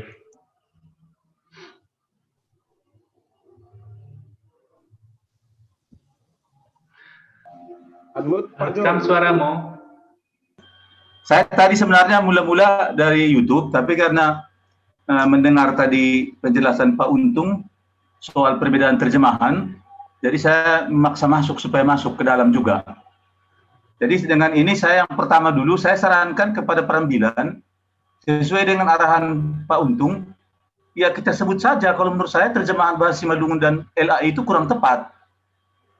Karena memang saya lihat juga di bahasa Jermannya, kebetulan saya menguasai bahasa Jerman, di situ ada memang kata-kata apa, but, aber. Jadi kata-kata abernya itu atau kata-kata but itu berarti kan memang bertentangan dia.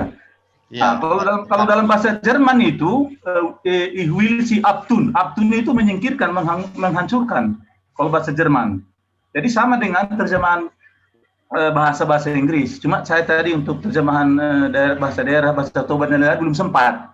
Nah, jadi saya yakin kalau sudah begitu banyaknya bahasa-bahasa mengatakan bahwa dia itu adalah bertentangan, yang gemuk itu, kalau saya sarankan ikut itu. Jadi nggak apa-apa kita sebutkan bahwa terjemahan bahasa Simalungun itu ikut bahasa Indonesia, jadi kurang pas dia.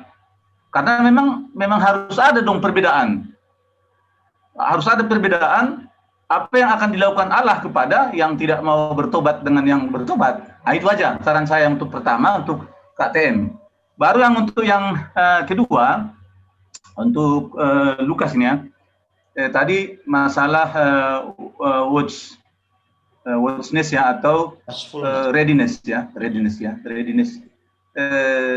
Ini jadi pertanyaan Pak Untung. Maksud saya gini, tadi juga Pak Untung sudah menyinggung ketika Bapak Gilbert tadi bertanya, ya, apa sebenarnya artinya kita siap gitu ya?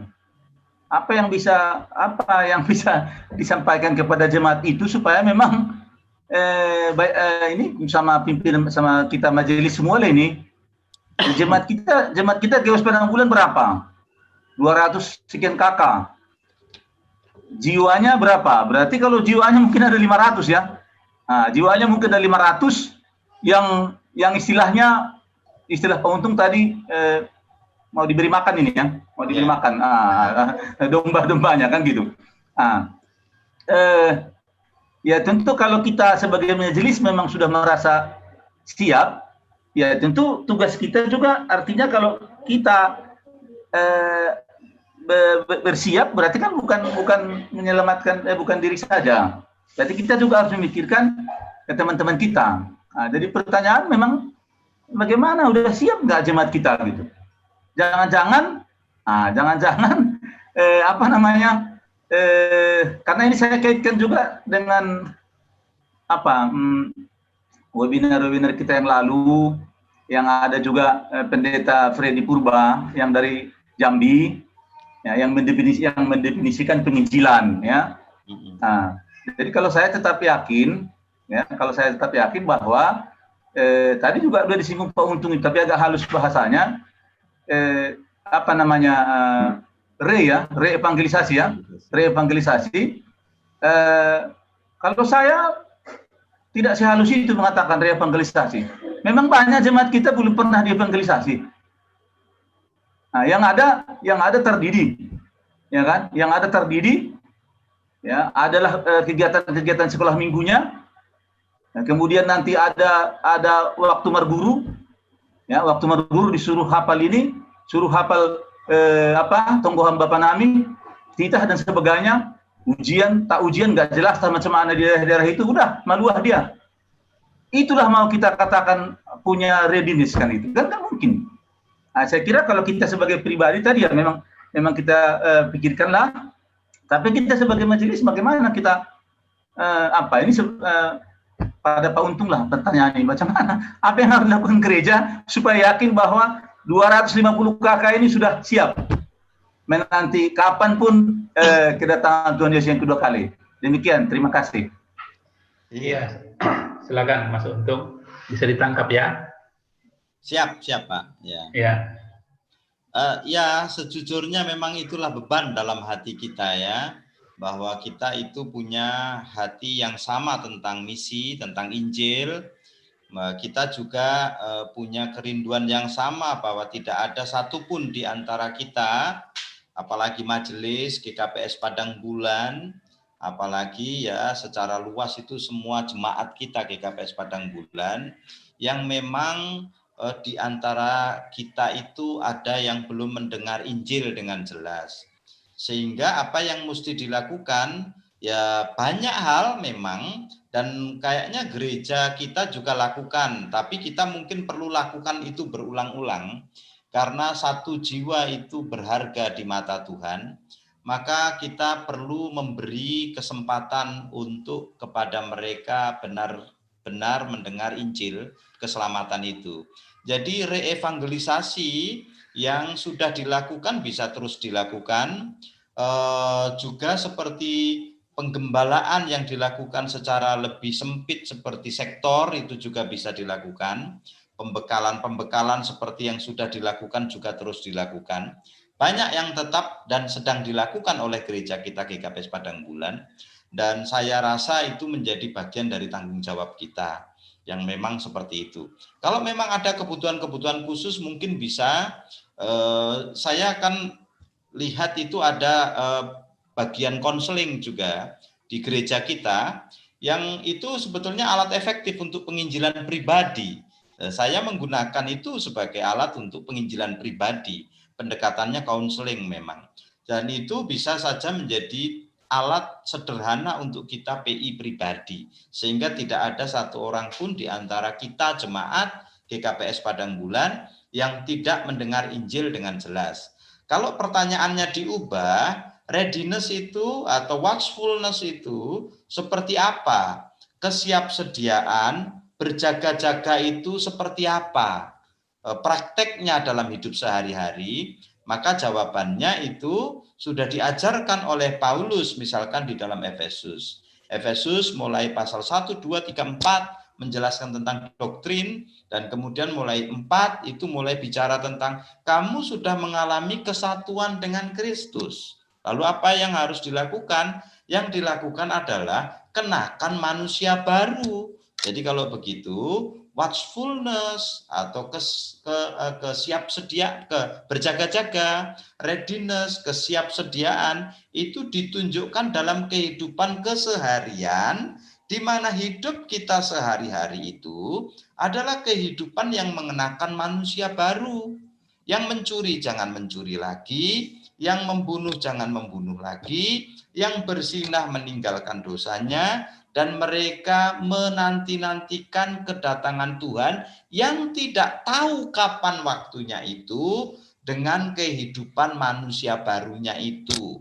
Jangan lengah 1 jam pun, sebab nanti kita anggap ada jeda. Hari Minggu saja kita itu beribadah, sementara Senin, Selasa, Rabu, Kamis, Jumat itu kita memiliki kebebasan yang kita anggap sebagai waktu jeda mencari Tuhan. Nah, seluruh hidup kita adalah persembahan kita pada Tuhan, dan itulah kemudian manusia baru itu dipraktekkan. Itulah berjaga-jaga.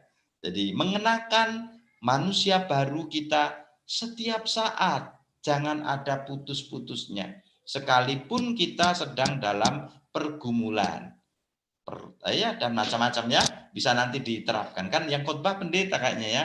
Jadi nanti hikmat Tuhan menyertai beliau untuk menyampaikan topik ini. Makasih, itu aja Pak.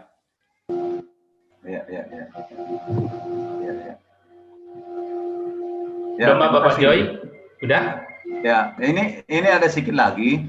Iya. Lagi, tapi bukan sama Pak Untung lagi. Bukan sama Pak Untung lagi. Anggo idah kitab kan peserta nion pe 10 itu do kan, peserta ni jumun. Jadi namin penginduhan ayu bani pimpinan dipertanyakanlah majelis kita itu. Sementara datang ke gereja pun dulu kita bayangkan kalau 17 cuma datang ke gereja. Sementara padahal dengan Zoom ini kan lebih mudah sebenarnya. Orang sambil naik mobil pun bisa, sambil golek-golek pun bisa di rumah, entah dihidupkannya pun videonya atau tidak, tapi adalah dia terdaftar di sini, di partisipan ini. Malu kurasa. Masa 17? Jarang kali di atas 30 kan, padahal majelis kita di atas 60. Kita doakanlah ada kebijaksanaan dari PMJ, macam mana menghimbau mereka ini.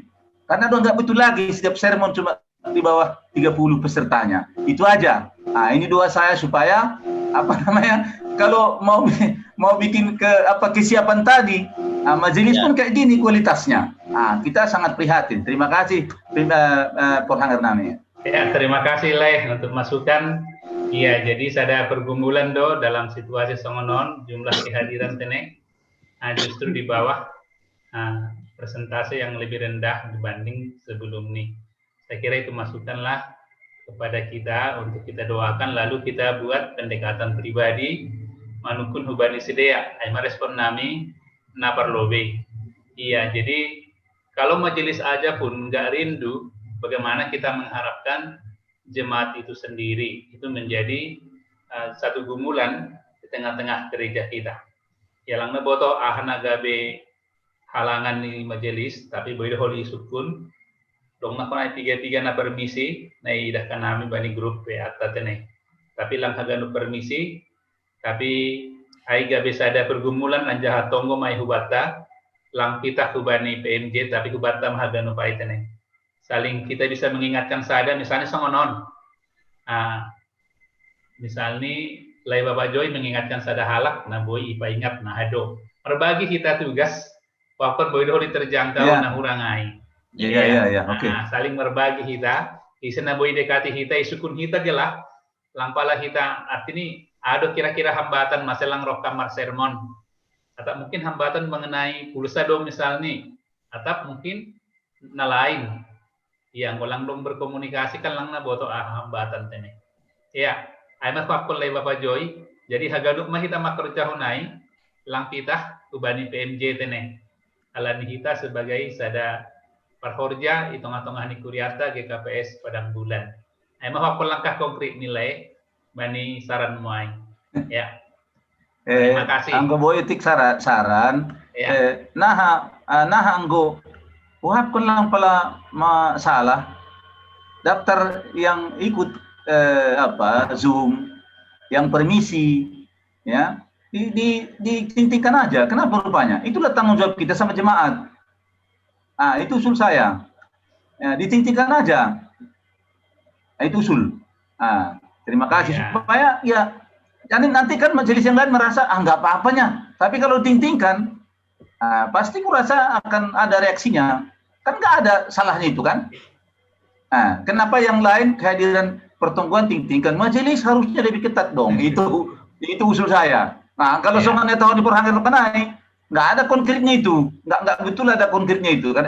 Nihun kan isemai, udah sama katon salah kalau lupa ingat percuma do kan. Nah, hal ini kita hadir sampai, otik do, ayo usul konkret nih. Terima kasih. 10 itu kali 2. 24 tambah 10 itu kan nomor 50 sada. Anggo haganuk kita marhorja, misalnya ijab prihita sahalak, anggon hita ijab prihita, ya andohar holi bani sermon namang ihut, boi roh. Kan nomor 50 sada tambah mabilangan naman dihuti persemonan tatene. Ya. Terus nami, kubani Bapak Dela ada? Bang. Oh, Pak Ika. Ada usulan tadi berkenan dengan apa yang disampaikan Bapak Joy. Memang memprihatinkan kehadiran kita. Sepertinya kita aja yang membutuhkan sermon ini, kan begitu. Nah, bagaimana kalau minggu depan diumumkan karena ini juga kan rapat majelis ini, sahnya ini kalau kita tetapkan saat ini sahnya ini. Kita umumkan di grup kita, di grup majelis, bahwa nama-nama majelis yang hadir pada sermon akan ditingtingkan pada 2 minggu yang akan datang. Jadi kalau minggu ini kan mungkin nggak etis ya, karena tidak kita umumkan. Tapi kalau begitu kita putuskan malam ini dan kita umumkan di grup majelis, maka 2 minggu yang akan datang, nama-nama yang hadir di sermon akan kita tayangkan di Warta Jemaat. Nah, anggo sonai ben hita. Setuju. Nama-namanya bukan hanya jumlahnya gitu. Iya, namanya sama Karena ini yang juga permisi, udah yang mulai permisi. Mau apa ini? Mau pemilihan sama ini supaya Iya. tidak responsibility mereka kan begitu. Iya, iya. Mau menerima amplop lagi nanti Natal kan? Ya, kalau saya setuju kali itu, wajar lah itu. Kalau diumumkan dulu bagus sekali. Iya, diumumkan dulu maksudnya supaya bersiap-siap semua kan gitu. Tinggal sebentar lagi, berapa kali lagi kita sermon? Dan sedikit lagi ya. Setelah 2 minggu lagi nanti apa masih ada sermon? Bulan 2 lagi, Pak. Ya nggak apa-apa. Kalau saya usulkan sermon hari itu, entah sudah jadi diputuskan, ya karena kita tidak ada Natal-Natal cuma 1 kali. Kalau bisa kita sermon aja sampai pertengahan Desember, lebih pun nggak apa-apa. Sampai sebelum tanggal 24 Desember kita sermon aja tiap minggu. Kita sermon sampai Artinya ada tetap entah sermon entah apalah, pokoknya tetap ada meetingnya lah sekali seminggu.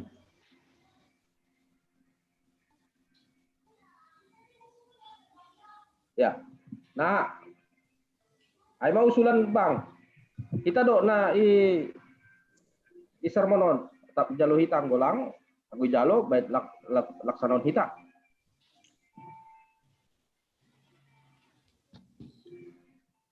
Setuju. Ya, setuju lah. Setuju.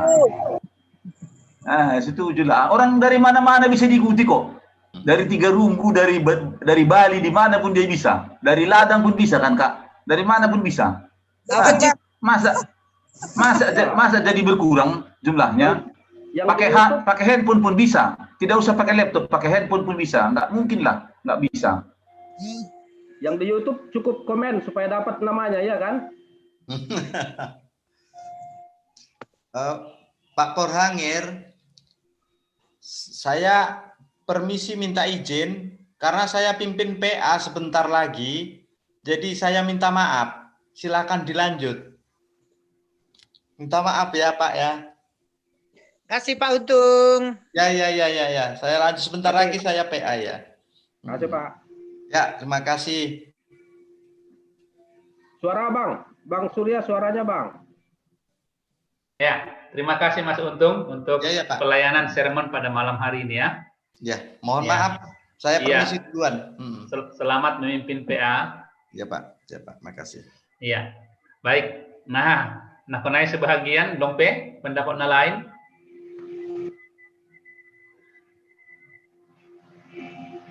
Coba nih Bapak Gilbert. Nah, Pak Gilbert. Setuju Pak, terakhir. Setuju Tene. Ya. Iya, coba nih Bapak Gabriel. Iya. Coba nih Inang. Coba ben hita lo be jempol tagadub. Nah, enggak di layar. Iya, ben hita. Nah, setuju? Iya. Setuju. Jadi sonon mai. Jadi Holy bani ting hari mingguan tene Pak Ika ipadas mai tene. Ya. Putusan ta bani parsermonata bani bodarion tene. Ase bani sermon namangihut ase idata ma jumlah ni majelis naroh anjaha iting tingkon ipadas mahite ting ta bani hari Minggu namangihut ai mahuapkon. Ya, dong tambahan kembali materi daripada senakonayai. Ya, Bang, terjemahan dari berbagai bahasa sudah ada di WA grup saya buat khususnya ayat 16 itu tadi. Oh. Kalau bahasa Karo itu langsung kubunuh katanya di sana. Tapi sembur dingin megegeh kubunuh. Bahasa Toba kononku. Iya, berarti bahasa Simalungun dan bahasa Indonesia terjemahan baru aja yang berbeda bahasa Indonesia, bahasa sehari-hari terbitan lain, dia tetap apa? Akan kubinasakan. Nah, ini sendiri pun bertentangan di dalam terjemahannya. Iya. Ya. Iya. Masukkanlah itu ya Kak ya. Sudah makin jelas ya Kak ya. Iya. Nah, kira-kira dompe Wani Mama Cynthia. Iya, silakan Mas Cynthia. Terima kasih. ini sehubungan tadi kan Pak Untung bilang ada dia dengan pendekatan konseling untuk penginjilan. Jadi kebetulan Hanami satu tim komisi konseling. Jadi ada usul, kebetulan ada juga Abang Situa Darman Saragi dan juga Inang Samas Jerni Hanami opat di sebagai tim komisi konseling. Jadi usul nami jika ada jemaat atau ICP Hita membutuhkan pelayanan konseling, kami siap untuk memberikan pelayanan konseling. Jadi mungkin di warta atau PID sama PMJ boy cantumkan nomor handphone. Kalau saya Pak Untung atau Abang Situa Darban atau Samas Jerni boleh berempat.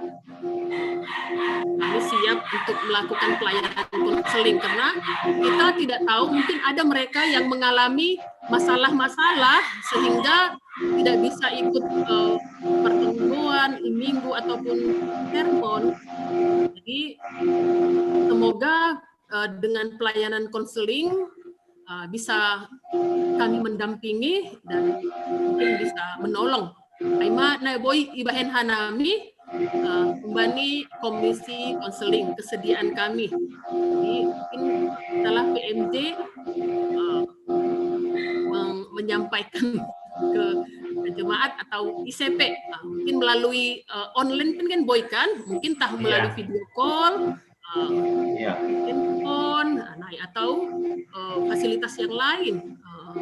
Atau mungkin nanti juga kami komisi juga bisa komisi konseling ini juga membenjum supaya kami bisa sehati untuk melakukan pelayanan ini. Naima pada skanami, terima kasih. Ya, terima kasih. Langsung mai kogrikon kita teneh oleh Pak Ika, pemasuk mahubani ting dah. Ya, jadi dibuatlah konsepnya. Nanti dikirim ke grup, nanti kita masukkan ke warta jemaat. Iya, minta tolong hubani Mama Cynthia. Dibuatlah redaksinya Kak ya. Iya, minta tolong dah. Ya. Buat nanti mungkin juga nanti dibuatkan WA grup dan kebetulan dari PMJ itu Bapak Situa Surya yang menangani di bawah. Iya. Biar Mama Cynthia. Saya ingat-ingat mahubatai teneh. Ya, dong Pe. Iya, anggolang dong be, Holy Dodingta, nomor Haleluya nomor 20 siah, ayat sada pakon 2, siapai tonggo Holy, kubani kakak Mama Minarti, alani hamdo nomor tugas kak. Laporan mungkin bang? Oh, yang sudah masuk laporan? Masuk ke tokenari paima mandoling ge. Perlu be ting mahubani Bapak Dela, tugas-tugas Pak Dela, silakan Pak Dela.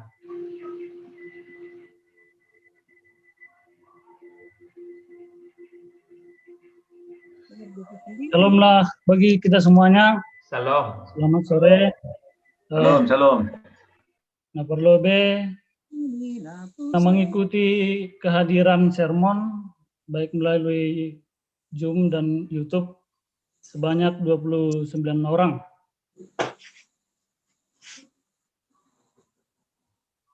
Yang kedua, pertugas untuk hari Minggu, perambilan Bapak Pendeta Esa Girsang, para agenda, sama Semaitin Sinaga, Sibondoding sama Surtiani Saragi, pemusik, sama Sian Saputra Saragi, Singer, Vio, Nani, dan Krisa.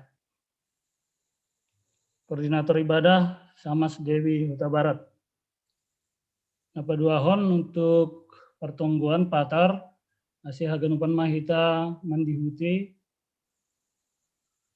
Suhu Taima Sektor Sada Jerusalem.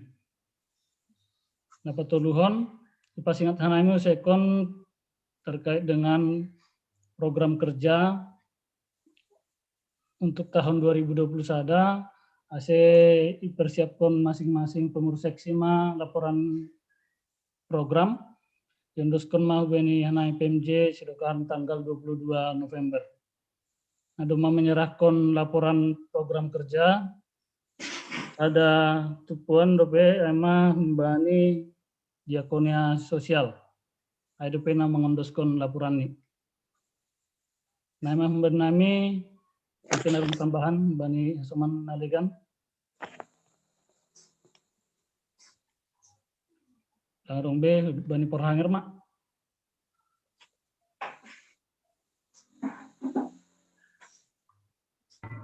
Bani abang Bapak Christian dong tambahan. Halo abang. Ya mungkin sedang.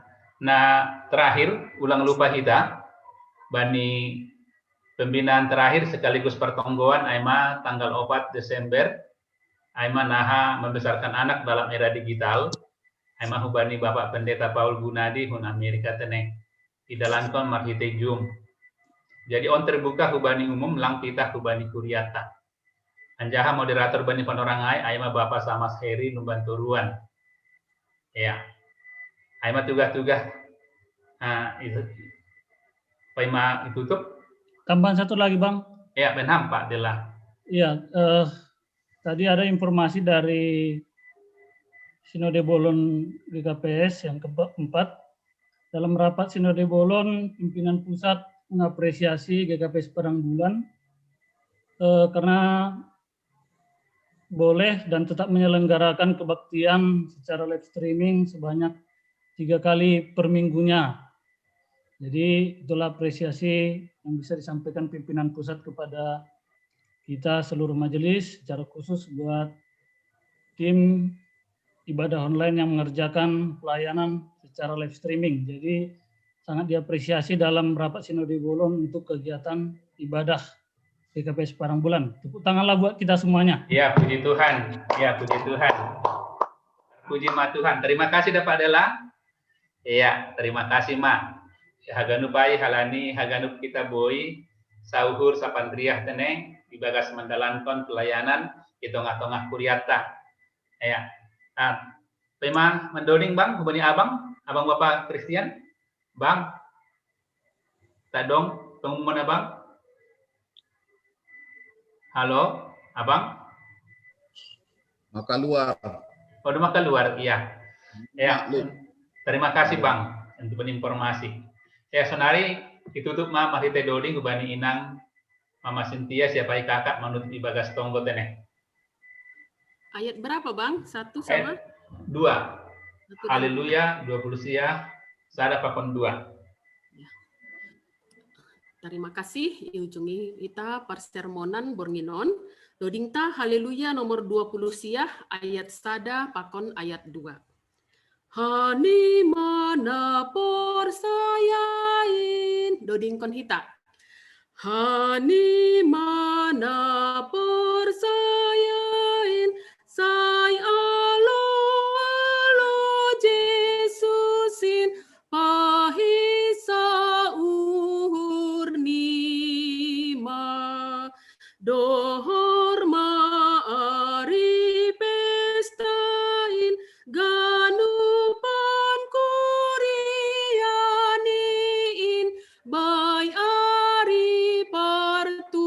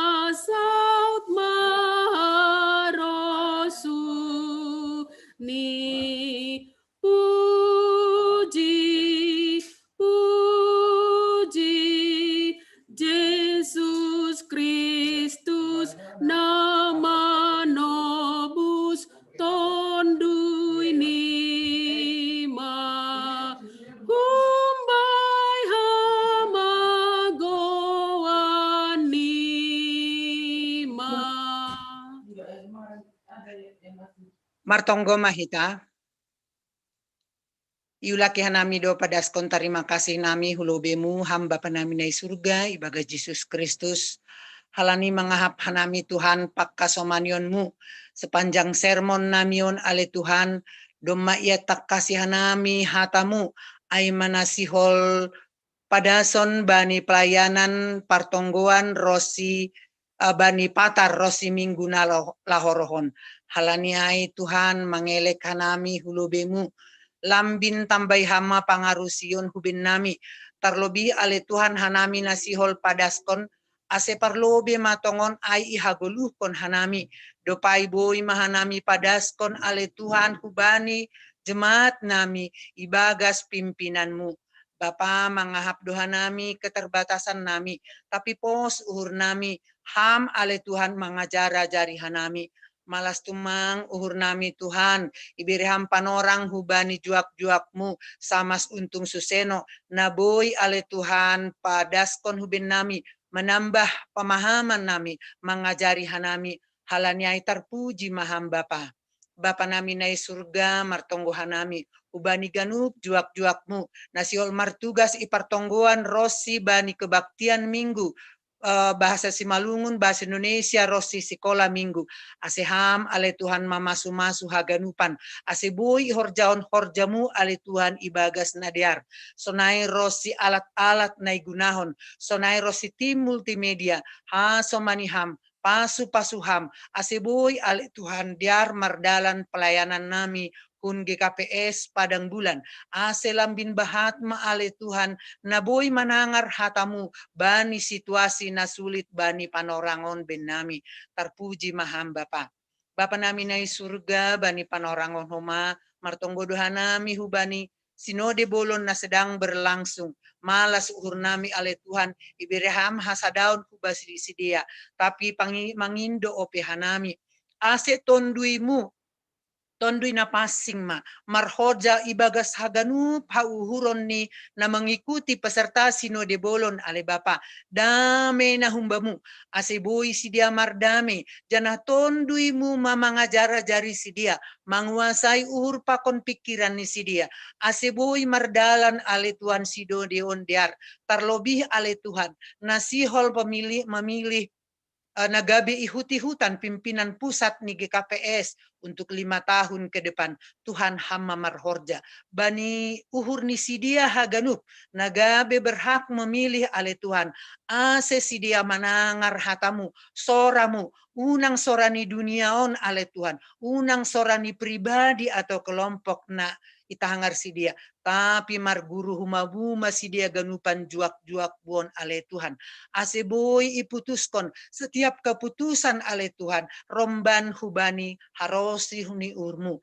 Ase lambin rodiar ni ma pelayanan IGKPS on untuk 5 tahun ke depan.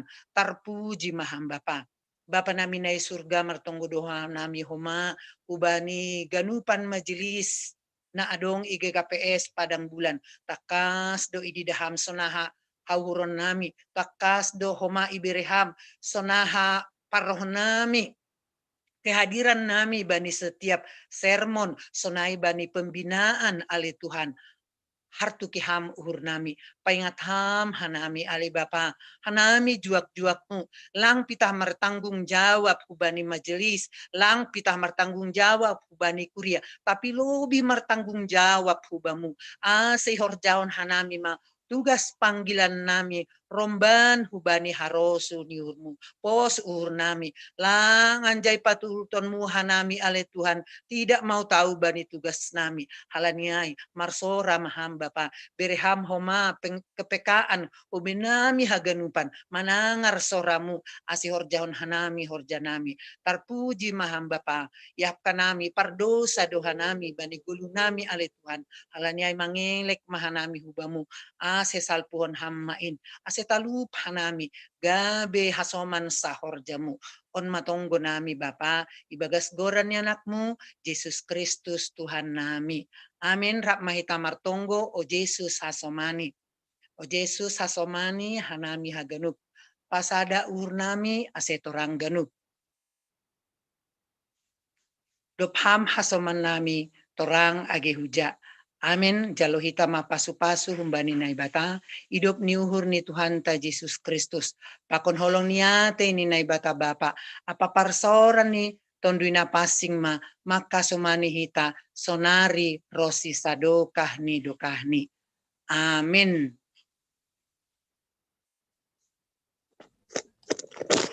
Ya, salam, Sobat Haganub. Terima kasih. Salam sehat, sehat mahita. Amin. Ya, Terima kasih. ya, Selamat ulang tahun. ya, terima kasih dah. 50 siah mah tahunon. Dari Bapak Joy juga 59. Ya, selamat ulang tahun, selamat ulang tahun Pak Karis, selamat ulang Ya. tahun. Selamat ulang tahun. Ya, terima kasih. Pakun Boto. Sampai 85. Iya, Mama Luis. Bapak Luis. Iya. Terima kasih. Ya. Bangga. Iya, iya, Mama Angel. Tiba-tiba Mama Angel muncul dia. Coba kalau sudah makan-makan kian ini. Iya. Itu. Kalau nggak kata Ya. Tahun Romai rapel. Ya. Ilham gambar nih Pak Ika. Pak Ika, Oh. gambar. Udah banyak yang keluar di YouTube ada, Bang. Oh iya, iya. Terima kasih. Oke lah, izin stop ya.